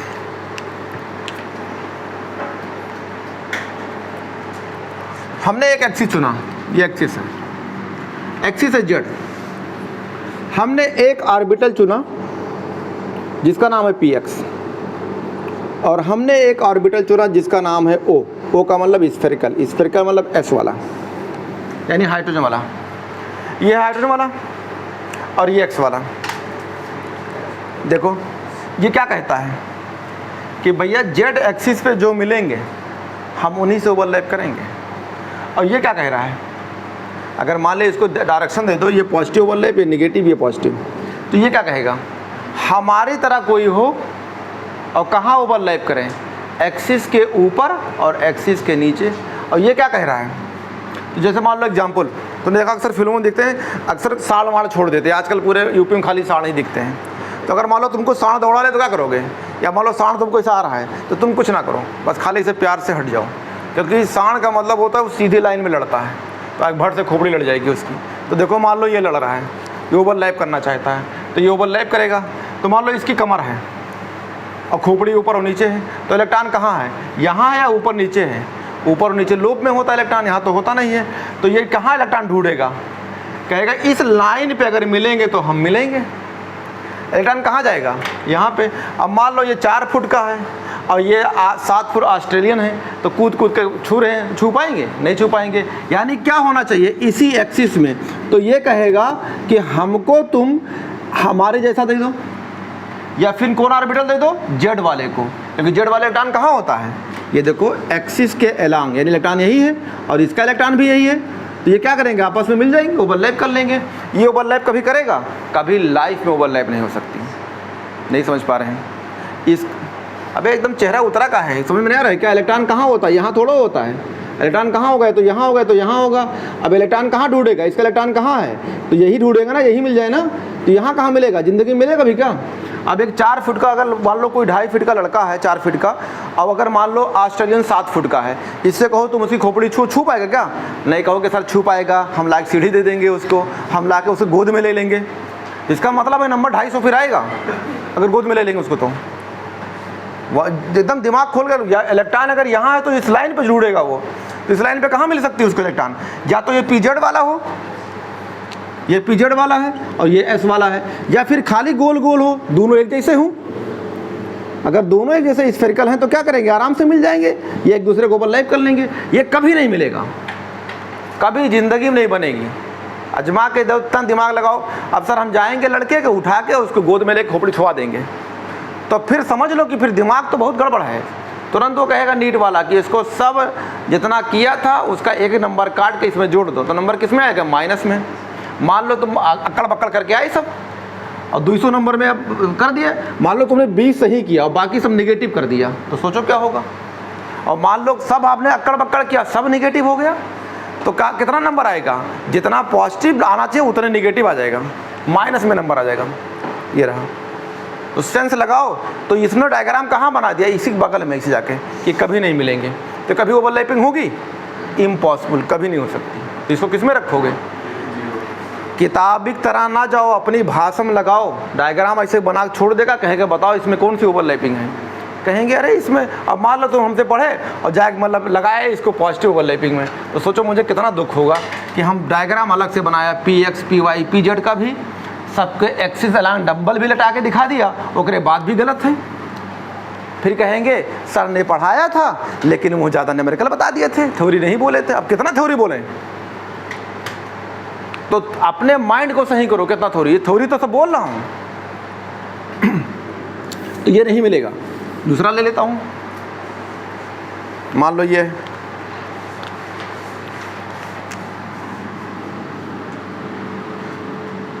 एक, मान लो ये जेड एक्सिस है।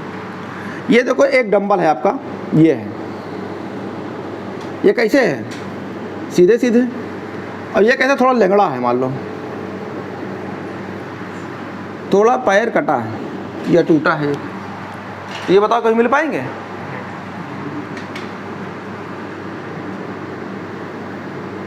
कभी मिलेंगे?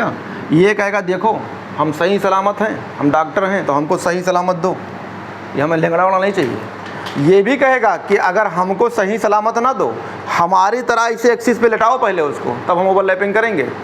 कह रहे अच्छा सर खींचो इसको, चलो खींचो, तुम ये लाइन खींचोगे ना इससे जाएगा ये, और ये खींचेगा तो ऐसे जाएगा। तो हमारा एक्सिस ये है, हमको यही मिलाना है, तो ये भी नहीं मिलेंगे। कब मिलेंगे, या तो ये पी एक्स हो तो ये भी सीधे सीधे कैसे कर दो पी एक्स, या फिर पी वाई है तो सीधे लटा दो पी वाई, ये मिल सकते हैं। लेकिन पी एक्स पी वाई कभी नहीं मिलेंगे, कभी ओवरलैपिंग नहीं हो। नहीं समझ में आ रहा है क्या? मान तुम सही सलामत हो, अभी तुमसे कहा जाए कि देखो एक आँख नहीं एक पैर नहीं है, वार्ड बनाओगे? तो कहें अच्छा ज़िंदगी भर ऐसे बैठे रहेंगे लेकिन एक पैर एक आँख वाले वार्ड नहीं बनाएंगे। तो जो अपना भी सोचा करो ना कि ये तो ऐसा है, ऐठा है, तो ये भी नहीं मिलेंगे।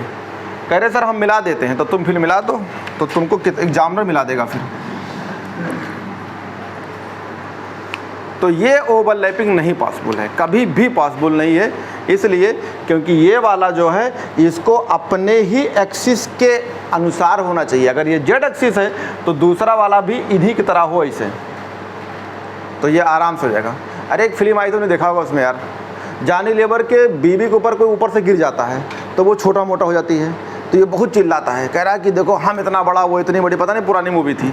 तो फिर फिर पुलिस वाले दौड़ाते हैं, जानी लेबर के ऊपर भी गिर जाते हैं, वो भी छोटे मोटे हो जाते हैं। तब वो खूब डांस करते हैं कि मज़ा आ गया, अब हम दोनों खूब बढ़िया से रहेंगे, इतने इतने बच्चे होंगे। देखो ना, ये पहले हंगामा किया रहता था, वो कह रहा था ना अबे जाके मूवी देखा करो, वो केमिस्ट्री है। अब ये बताओ ये छोटा मोटा है, ये छोटा मोटा था, ये बड़ा था, तो कहे ना हंगामा कर रहा था। बाद में हंगामा ख़त्म कर दिया, फिर पार्टी सार्टी होने लगी, खूब डांस वांस कर रहा था। तो ये वाली थी ये। तो ये दोनों ओवरलैपिंग आपसे कभी भी पूछा जा सकता है कि ये ओवरलैपिंग कभी नहीं हो सकती। नहीं हो सकती ओवरलैपिंग। तो अब आइए, डायग्रामेटिक था, अब आपको इसी पॉइंट को थ्योरेटिकली पॉइंट में आते हैं। अरे सिंपल बात में है यार, अगर कोई सीधे सीधे ऐसे खड़ा हो तो इसको अगर इसके बराबर ओवरलैपिंग कराना है तो इसको भी इसी तरह खड़ा करो तो आराम से ओवरलैपिंग होगी।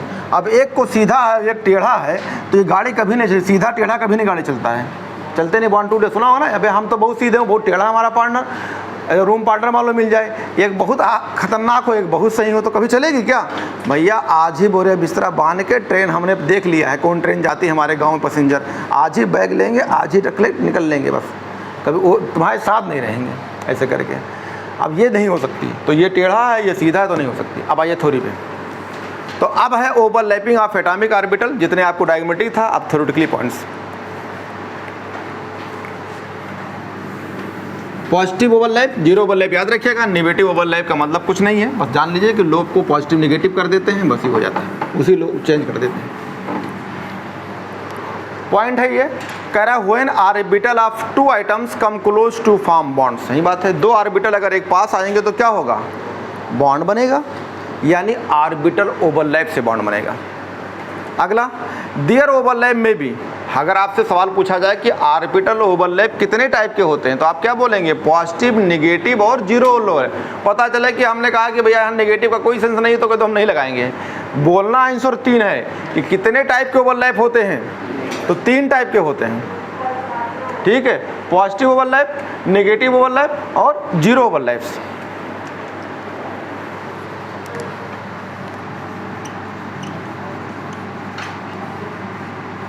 पॉजिटिव ओवरलैप, नेगेटिव ओवरलैप और आपका जीरो ओवरलैप, ठीक, 3 ओवरलैप। अगला,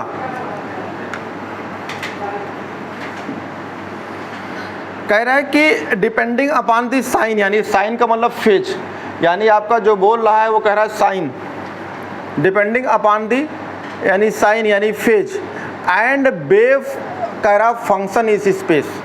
इसका मतलब, साइन का मतलब समझते हो, यानी जो फेज आप लेंगे उसमें पॉजिटिव नेगेटिव, जैसे लोब को हम बोलते हैं, ये लोब को, तो इसको पॉजिटिव नेगेटिव साइन से बोला है। दूसरा चीज़ इलेक्ट्रॉन होता है। इलेक्ट्रॉन कहाँ होता है? ऑर्बिटल के अंदर किस फॉर्म में होता है? इलेक्ट्रॉन पार्टिकल भी नेचर होता है और वेव नेचर भी होता है। यानी इलेक्ट्रॉन कैसे चलते हैं? वेव की तरह। तो आपको ये एटॉमिक स्ट्रक्चर मिलेगी। तो यहाँ एक वर्ड इन्होंने यूज किया, वेव। क्लियर है? तो यहाँ बोल दिया कि कह रहा है फेज एंड कह रहा है डायरेक्शन ऑफ ओरिएंटेशन, यानी amplitude of orbital in wave functions. घबराइए नहीं, इलेक्ट्रॉन होता है। तो इलेक्ट्रॉन हमने शुरू में पढ़ाया कि मान लो ये पी ऑर्बिटल है, तो इसको हमने डब्बा बनाया। लेकिन जब हमने सही पढ़ाया तो आपको हमने अलग अलग बताया कि कौन डंबल है, जेड के अनुसार है तो वो पी जेड कहलाएगा। अगर डायरेक्ट एक्सिस से सीधा रखा है तो एक्स होगा, थोड़ा झुका हुआ है तो वाई होगा। इसमें इलेक्ट्रॉन होंगे। मान लो ये जेड वाला है, ये पी जेड का है, ये आपका जेड एक्सिस में रखा है, और ये पी जेड वाला है, तो इसमें इलेक्ट्रॉन होगा। तो जो इलेक्ट्रॉन्स होते हैं इनमें ये कैसे चलते हैं? वेव की तरह। तो ये वेव ऐसे तो पढ़े होगे। अरे कभी टेंशन में हो तो तालाब के नीचे पत्थर मारा करते, तालाब में से तो ऐसे वेव चलता नहीं है, तरंग। तो तरंग ही तो है, और क्या है? तो ये वेव चलता है। तो जब ये वेव चलेगा तो इसमें एम्पलीट्यूड होगा। तो ये जो आपका इलेक्ट्रॉन है वो किस फॉर्म में है? यहाँ जो रखा हुआ कैसा है? वेव की तरह। और चलेगा तो इसमें ये उतार चढ़ाव ये गई, तो इसको क्या बोलते हो? एम्पलीट्यूड। जितनी ऊंचाई से क्या बोलते हो? एम्पलीट्यूड। पढ़ोगे वेव में तो बढ़ाया जाएगा। ऐसे लग रहा है कि पहली बार बोल रहे हैं, हम नहीं सुने हो क्या ये सब? ये ऊंचाई को बोलते हैं ए। और अगर यहाँ से लेके अगर यहाँ तक अगर कोई दूरी होती है तो एक वेव होती है, एक वेव की लंबाई। तो ये बड़ा भी होता है, ये छोटा होता है, डिपेंड करता है जितने सारे वेव, जब पढ़ोगे इतने सारे वेव हैं तो इसे बोलते हैं वेव लेंथ, वेव की लंबाई। नहीं समझ में आया? ये क्या बोलते हैं इसको? वेव की लंबाई। इसको रोको जरा। तो जो है ओवरलैपिंग जो है पॉजिटिव, नेगेटिव और जीरो ओवरलैप होती है। ठीक है।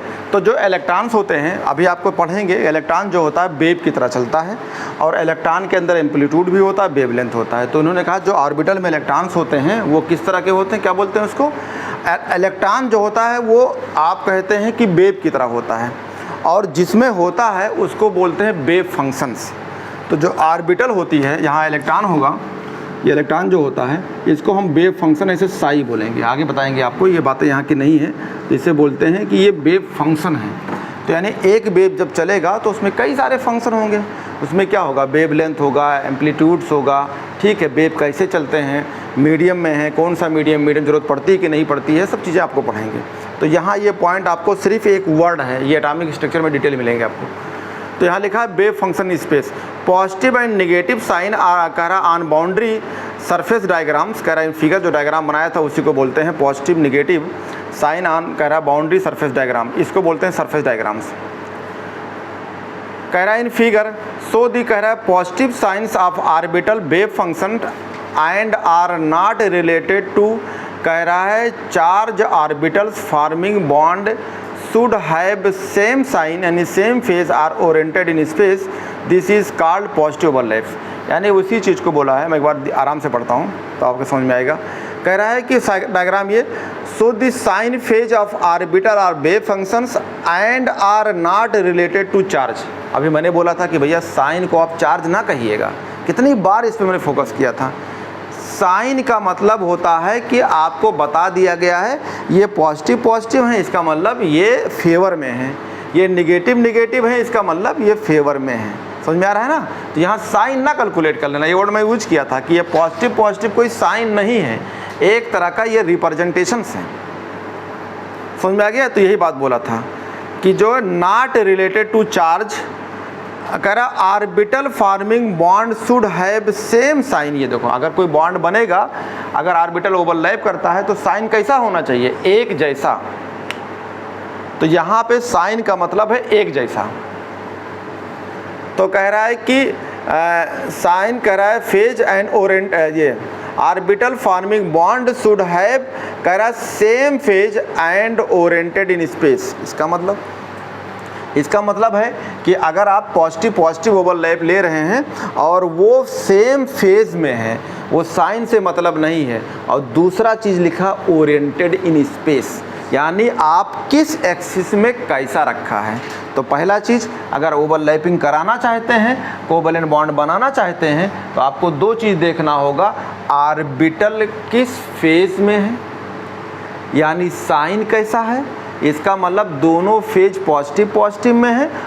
और दूसरा पॉइंट है कि आप ओरिएंटेशन कैसा है, झुकाव कैसा, रखा कैसा है।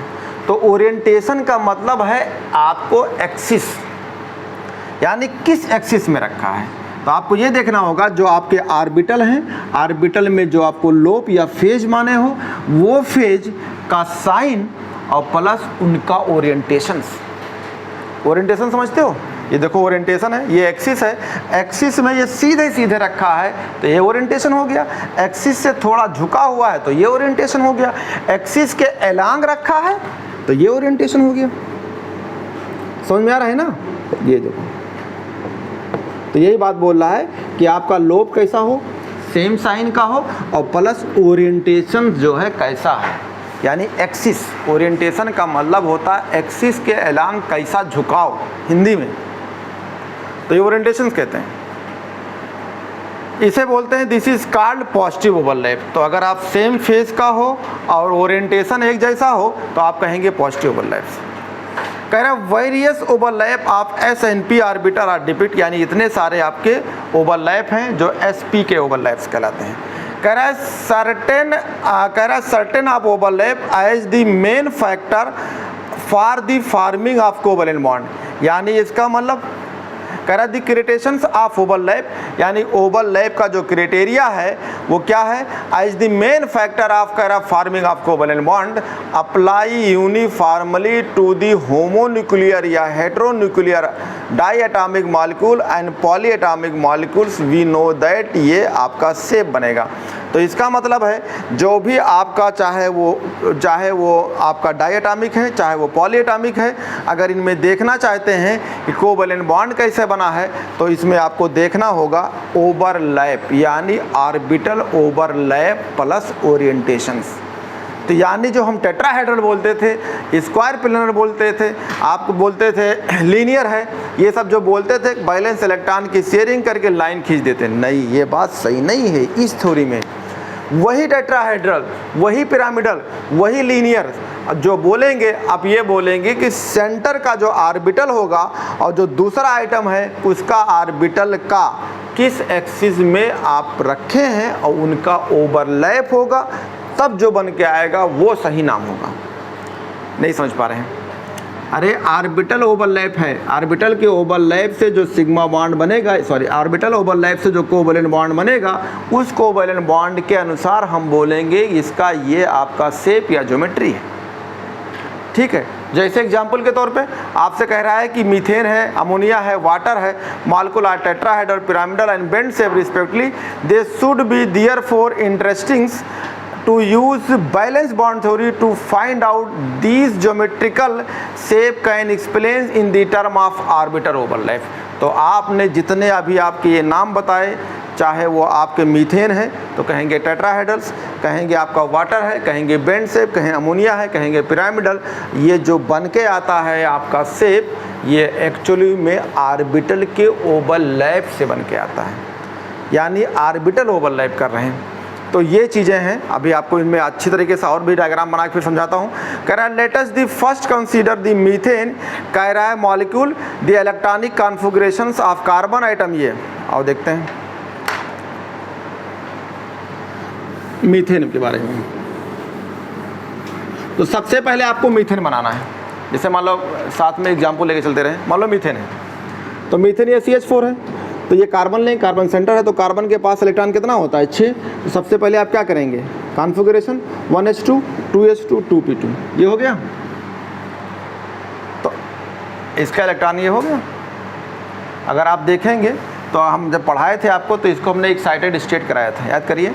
तो ये इलेक्ट्रॉन जम करके यहाँ चला गया, तो सब में कैसे थे 4 अनपेयर्ड इलेक्ट्रॉन्स। तो देखो ये लाइन लिखा हुआ है, आपने कार्बन का इलेक्ट्रॉनिक कॉन्फ़िगरेशन किया, ये दिया हुआ है। अब देखो यहाँ भी ये लाइन लिखा होगा एक्साइटेड स्टेट। तो हमने बताया था ये कौन सा स्टेट है आपका, ग्राउंड स्टेट्स, याद करिए, सब बता चुका हूँ। तो ग्राउंड में मैंने कैसे लिखा था, हमने लिखा था भैया 2s वाला इलेक्ट्रॉन, तो 2s में कितने इलेक्ट्रॉन, 2, एक क्लॉकवाइज दूसरा एंटी क्लॉकवाइज। ये p में 3 ऑर्बिटल होते हैं, तो p वाले के 2 इलेक्ट्रॉन हैं, इनका नाम है px, इसका नाम है py, इसका नाम pz। ठीक है, इसे अभी हम सही ओपन किए हैं, तब भी ये ग्राउंड स्टेट है। इसे क्या कर दिया जाए, इसको बाहर से एनर्जी दे दो, तो बाहर से एनर्जी दोगे तो ये क्या हो जाएगा, एक्साइटेड हो जाएगा। समझ में आ रहा है? तो इसको एक्साइटेड करा दो, एक्साइटेड स्टेट्स। अगर एक्साइट करेंगे, कोई भी, तुम भी बेटा मान लो पीछे तुम्हें पिन छुपा दे कोई, या करंट लगा दे, तो आप क्या हो जाएंगे, एक्साइट हो जाएंगे। जैसे एक फिल्म आई थी होगी प्यार की जीत, देखा होगा, तो पंडित जी से कहा जाता है कि जो भी कुछ बोलना है इस माइक में बोलो, देखा होगा। तो उनको पीछे से जो है तार दे देते हैं करंट लगा के, तो पंडित जी को इतना ज़्यादा उनको एक्साइटेड कर देते हैं कि आवाज़ें चली जाती हैं। तो किसी को भी अगर आप एनर्जी दोगे तो क्या कूद जाएगा, तो यहाँ का इलेक्ट्रॉन कूद के कहाँ आ जाएगा, यहाँ पे। तो आपके पास इलेक्ट्रॉन ये 2 है, ये वाला कूद के यहाँ गया। अब ये इलेक्ट्रॉन कैसे हो गए, चारों अनपेयर्ड में, और किस स्टेट में है, एक्साइटेड स्टेट। और यही चारों अनपेयर्ड इलेक्ट्रॉन को हम आपको पढ़ाए थे कि इनको बोलते हैं कोवैलेंसी। याद करिए, कोवैलेंसी जब पढ़ाया था तो यही नाम था कोवैलेंसी का। तो जो किताब में देखो ये सेम लिखा हुआ है, मिल गया आपको। तो आखिरी इलेक्ट्रॉन कहाँ है, देखो 2x में एक इलेक्ट्रॉन, 2px में एक इलेक्ट्रॉन, 2py में एक, 2pz आपके सामने लिखा हुआ, हमने बना के दिखा दिया। तो ये किसका होगा, 2s का। और ये इलेक्ट्रॉन कहाँ है, 2px में 2py में, यानी ये x है, ये y है, ये z है। कितने इलेक्ट्रॉन हैं, एक इलेक्ट्रॉन है, इलेक्ट्रॉन आपका हो गया। अब आगे कह रहा है the energy required for the excitation, कह रहा है compensate by the release of energy due to overlapping between the orbital of carbon atom and hydrogen atom. कह रहा 4 atomic orbital of carbon, each atom in unpaired electron can overlap. ये अब देखो excited किए, energy ज़्यादा हो गई, तो एनर्जी ज़्यादा होगी। तो अब ये बताओ, ये जाके देखो, ये तो कार्बन का है, तो कार्बन का ऑर्बिटल हो गया ये। अब ये कार्बन का ऑर्बिटल होने के बाद एनर्जी तो एक्साइटेड में है, और किससे ओवरलैप करना है? 4 हाइड्रोजन से। नहीं समझ पा रहे हैं? ये कैसा होगा आपका डंबल, सॉरी कैसा होगा? स्फेरिकल। ये कैसे हैं? अरे इसको दिखाया जाए तो कैसे होंगे? गोल कलर का। ये कैसा होगा? एक्सिस के अलांग ऐसे होगा। ये कैसा होगा? झुका होगा। ये कैसे होगा? एक्सिस के अलांग लेटा होगा। और ये आपके ये चारों जो ऑर्बिटल हैं किसके हैं? कार्बन के। और कौन ऑर्बिटल है? हाइड्रोजन का। तो हाइड्रोजन का ऑर्बिटल कैसा है? तो मान ले उठाया, तो ये कार्बन के 4 ऑर्बिटल हैं, तो ये 4 ऑर्बिटल हाइड्रोजन, ये कार्बन का हो गया।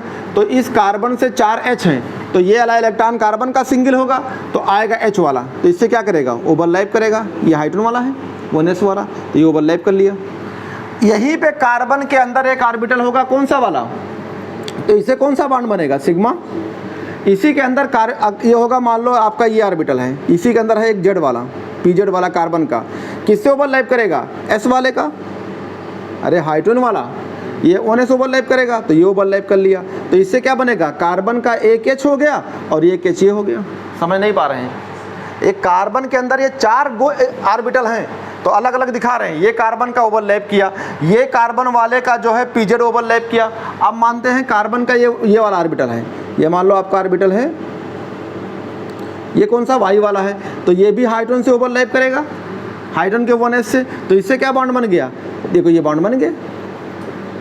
अब एक और बचा हुआ है, किसका बचा है? y वाला, तो ये y वाला होगा मान लो ये, तो ये s वाले से ओवरलैप करेगा, तो क्या बनेगा? ये कार्बन के 4 H बन गए। नहीं समझ में आया क्या? ये कार्बन के अंदर कौन कौन ऑर्बिटल है? ये चारों में कितने इलेक्ट्रॉन होंगे? Single single. अभी क्या पढ़ा के आया? तब आसान था, कार्बन के बैलेंस इलेक्ट्रॉन 4 एक हाइड्रोजन से शेयरिंग कर लिया, बॉन्ड बन गया, खुश हो गए कि नहीं? तो ये बताओ, अगर तुम मान लो क्लास 1 में पढ़ रहे हो या नर्सरी में पढ़ रहे हो और पढ़ा रहे एप्पल माने सेब, एप्पल माने सेब पढ़ रहे हो, क्लास 12 में पहुँच गए तब वो पढ़ाएंगे एप्पल माने सेब क्या? तो जब अगर वहीं बैठे तो वहीं बैठे रहो। अब जब आपका ये शेयरिंग बनाया था, ये सिंगल बॉन्ड बन गया, लेकिन ये कॉन्सेप्ट बहुत सही थोड़ा थी, क्योंकि बैलेंस सेल में इलेक्ट्रॉन होता, वो बैलेंस सेल के जो इलेक्ट्रॉन होते हैं ऑर्बिटल में होते, तो ऑर्बिटल ओवरलैपिंग चल रही है, तो ये ऑर्बिटल के ओवरलैप हो गया। तो मैं अगर आपको एक ही कार्बन में ये चारों बना के दिखाऊं तो नहीं दिखेगा, इसलिए मैंने अलग अलग दिखाया कि ये कार्बन का ऑर्बिटल है, ये हाइड्रोजन वाला है, ये कार्बन का ये ऑर्बिटल जेड वाला है, तो ये हाइड्रोजन वाला है, ये कार्बन का ऑर्बिटल है, देखो इससे बॉन्ड बन चुका है, एक बॉन्ड ये बन गया, एक बॉन्ड ये बन गया है, इधर से भी तो बना H वाला ये, तो ये H का हो गया, इधर भी H का हो गया।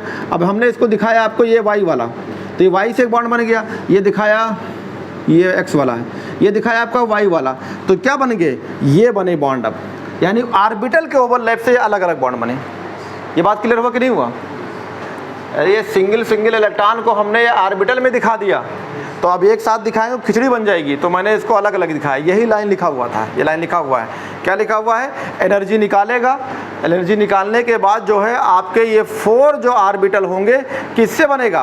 कह रहा 4 hydrogen orbital of carbon, each 2 unpaired electron can overlap 1s of the 4 hydrogen atom. देखो यानी जो चारों अलग अलग ऑर्बिटल हैं किससे ओवरलैप करेंगे? हाइड्रोजन के ऑर्बिटल से ओवरलैप करके बॉन्ड बनाया, ओवरलैप बॉन्ड बनाया। उससे क्या बनेगा?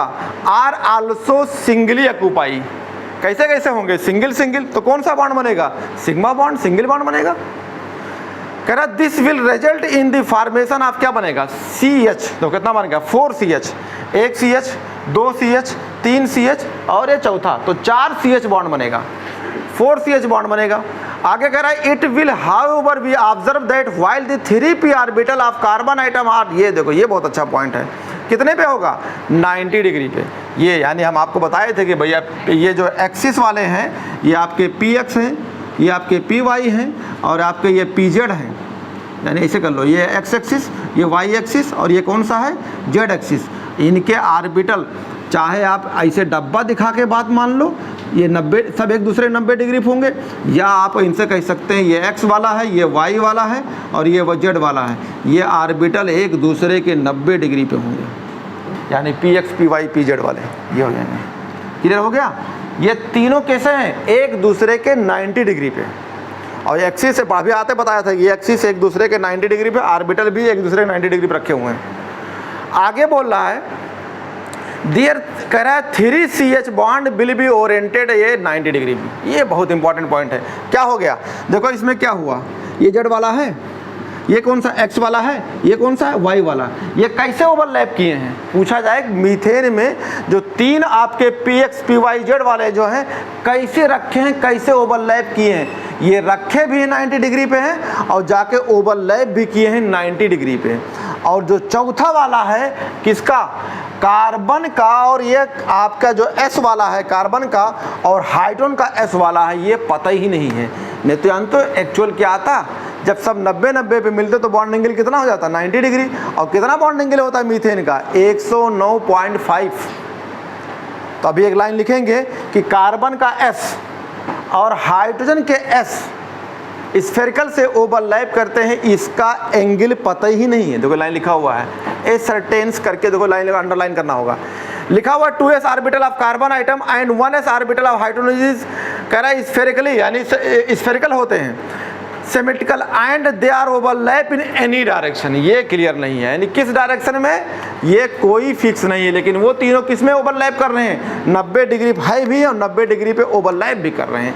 लेकिन ये 2s वाला ये ध्यान देना, ये कार्बन का 2s है या हाइड्रोजन का 1s है, ये ओवरलैप तो करते हैं।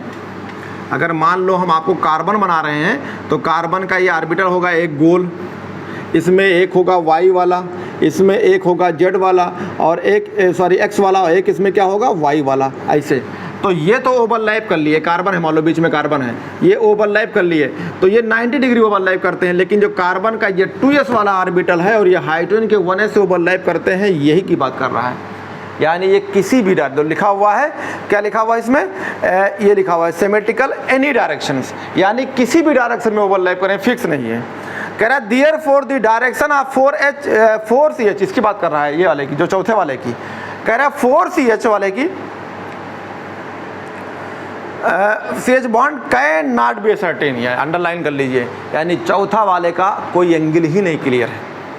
तो जब चौथे का एंगल नहीं क्लियर है तो रिजल्टेंट हमारा क्या बन के आता है 109.5। इसी वजह से अब मान लो अभी तक सवाल नहीं आया है, मान लो इसी साल पूछ ले कि भैया मीथेन है, हाँ मीथेन है, मीथेन का जो है जो कमेंटमेंट में कहते हैं कि PX PY PZ अलग अलग बोले, PX और हाइड्रोजन के जो है स्फेरिकल से ओवरलैप करता है 90, या ऐसा बना दे एक साइड PX PY PZ का ऑर्बिटल कार्बन का ओवरलैप करता है हाइड्रोजन के 90 डिग्री पे।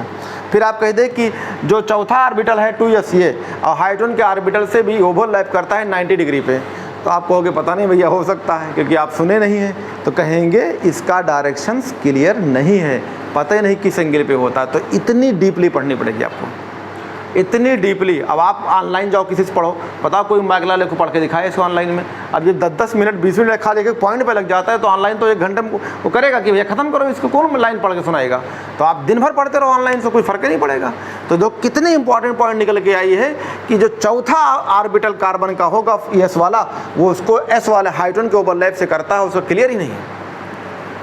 अब आगे यहाँ लाइन बोलेगा द डिस्क्रिप्शन। अब यहाँ आता है कि भैया क्या डिस्क्राइब करें, तो description does not fit in the tetrahedral CH bond के लिए। तो इसीलिए डिस्क्रिप्शन क्या हो रहा है 109 जो है, अब 90-90 हो जाता। अगर पता होता कि चारों 90 पे होते तो कितना बढ़िया होता। अब बॉन्ड एंगल क्या बोलते हैं 90 डिग्री पे, इसीलिए कहाँ बॉन्ड एंगल, जब एक का पता ही नहीं है तो रिजल्टेंट क्या मिल रहा है हमको 109.5, ये लिखा हुआ है the description does not fit, इसलिए डिस्क्रिप्शन फिट ही नहीं है। In B tetrahedral bond angle कितना होता है 109.5। Clearly it follow that simple atomic orbital overlap does not account for the direction. It follow that simple atomic orbital overlap does not account for the directional characteristic of bond in CH4 using similar procedure of the कह रहा है कि arguments it can be seen that in the case of ammonia and water molecule। तो आप ध्यान दीजिएगा, ये last में जो लाइन बोला है यहाँ से कह रहा है कि It follow that simple atomic orbital overlap does not account for the directional characteristics of the bond। यानी अगर आप सिंपल बात कहते हैं, अगर ओवरलैप करना चाहते हैं तो उसका कोई डायरेक्शंस क्लियर नहीं है। अब देखिए आप भाई ये तो इंसाइड में लिखा हुआ है, तो आपको 4 पॉइंट यहीं से बना देगा, ये चारों पॉइंट बना देगा ना कि आप ओवरलैप करते हैं तो 90 डिग्री करते हैं, इसको भी कह दिया और 90 डिग्री करते हैं, अगला पॉइंट बना के कि 90 डिग्री नहीं करते, इनका डायरेक्शन फिक्स ही नहीं है, ऐसे करके फिर चौथा पॉइंट बना दे कि इसीलिए ऑर्बिटल ओवरलैप जो डायरेक्ट ओवरलैप कराई जाती है ये कोई सिंपल जो है आपका क्लियरिफिकेशंस नहीं है, क्योंकि एक को हमें क्लियर ही नहीं है और बॉन्ड एंगल हम 109 पढ़े तो कहाँ क्लियर हुआ। आप खुद सोचिए, 3 को तो बॉन्ड एंगल क्लियर कर दिया, एक पे हम डायरेक्शन क्लियर ही नहीं कर पा रहे हैं, तो इसका मतलब क्या है, ये भी बहुत अच्छा नहीं है। तो अब ये आपको पॉइंट घर पर जाके पढ़ना है, बार बार इसको पढ़ना है कि जो है कैसे इसको पढ़ें, कैसे याद रहे। पेंसिल लो, उसको मार्क कर दो, आके हमसे फिर पूछो कि ये पॉइंट नहीं समझ में आ रहा है, फिर से बताइए हमको, तब तो आप कहेंगे कि मुझे सही है, एकदम सही रास्ते पर चल रहे हैं। अब अगर आप सोचिए कि हम सुना रहे हैं, आप कथा सुन रहे हैं, तो इतना अगर आप तेज़ होते तो फिर कथा कहाँ जरूरत पड़ती है यहाँ सुनने की। इसको आपको बार बार पढ़ना है, बार बार सुनना है इस चीज़ को लेकर, ठीक है। तो सेम कहानी है आगे आपका है अमोनिया, और इसमें तो यही चीज़ इसमें बोल रहा है कि अगर अमोनिया लेते हैं NH3 में, तो NH3 में जो NH बॉन्ड होती है वो क्लियर है, और अगर आप पानी लेते हैं तो इसमें H और OH में कितने होते हैं 90 डिग्री पे, लेकिन अगर सही में देखा जाए तो कितना बॉन्ड एंगल है अमोनिया की 107 होती है, उसकी वो वाटर की 104 होती है, ये भी तो सही नहीं है। तो दो कुछ डायरेक्शन तो क्लियर है, लेकिन आउट डायरेक्शन क्लियर नहीं है कि किस एंगल पे वो ओवरलैप करते हैं, इसीलिए ये भी जो है बहुत अच्छी तरीके से आपको क्लियरिफिकेशंस नहीं कर रहे हैं। ये लिखा हुआ है this is the diagrammed with the actual bond angle of ये, तो 90 डिग्री तो ओवरलैप कर लेते हैं, लेकिन सही बॉन्ड एंगल कितना होता है 107 और 104.5। अब जो कल चिल्ला रहे थे 104, यहाँ लिखा है 104.5। अब इसी कत्ती लड़ते हो। अब मैंने कहा था यार कि एक ही ऑप्शन हो, यहाँ पे तो लिखा है 104.5। अब वो कल चिल्ला रहा था तो हमने कहा अब क्या बताया जाए, तो कहीं वो 104.5 लिखा होता, कहीं 104 लिखा होता है, तो उसको चक्कर नहीं पड़ो। तो आपको ये बातें क्लियर हो गई कि जो डायरेक्शनल ओवरलैप करते हैं किस एंगल पे करते हैं, ये सब मॉलिक्यूल में क्लियर नहीं है। यहाँ तक मीथेन भी नहीं क्लियर है, वाटर में नहीं क्लियर है। वाटर में क्लियर है तो कौन क्लियर है, H और O के बीच में, H और O के बीच में, तो बाकी जो लोन पेयर हैं उनका क्लियर नहीं है, क्योंकि अगर 90-90 होते तो बॉन्ड एंगल तो 104.5 होती है पानी में। अमोनियम ओवरलैप करते तो 90-90 होते, तो कितना बॉन्ड एंगल आ रही है 107 आ रही है। तो इसीलिए डायरेक्शंस जो ओवरलैप हो रही है एंगल के अनुसार वो एक्चुअल एंगल नहीं बता पाती है। तो ये भी कमियां हैं, और भी कमियां बताएंगे आपको। अब आगे आपको पढ़ाएंगे जो आपके टाइप्स ऑफ ओवरलैप, मैंने बता दिया है लेकिन किताब में अलग से बताया हुआ है, तो इसको नाम रख देंगे, ऐसे लिखेंगे PZ तो बोलेंगे PP ओवरलैप्स। अगर PZS को ओवरलैप करेंगे तो इसका नाम हो जाएगा SP ओवरलैप्स, ऐसे करके। तो आपको OSS ओवरलैप और फिर कहलाएगा पार्शियल ओवरलैप या मार्जिनल ओवरलैप्स। ये है केमिकल बॉन्डिंग। आपको स्लो इसलिए पढ़ा रहा हूँ कि ताकि मुझे और चैप्टर पढ़ाने में कोई दिक्कत ना हो, इसलिए बहुत डीपली और बहुत सिंपली से एक्सप्लेन करते हैं। आप इसे घबराइए नहीं, जल्दी ख़त्म हो जाएगा, क्योंकि अब आधे ज़्यादा पढ़ा चुका हूँ। हाइब्रिडाइजेशन बचा हुआ है आपका, बॉन्ड एंगल बचा हुआ है, और ये मोटिव बचा, हाइड्रोजन बॉन्डिंग बचा है, ठीक। तो बहुत जल्दी ख़त्म हो जाएगी।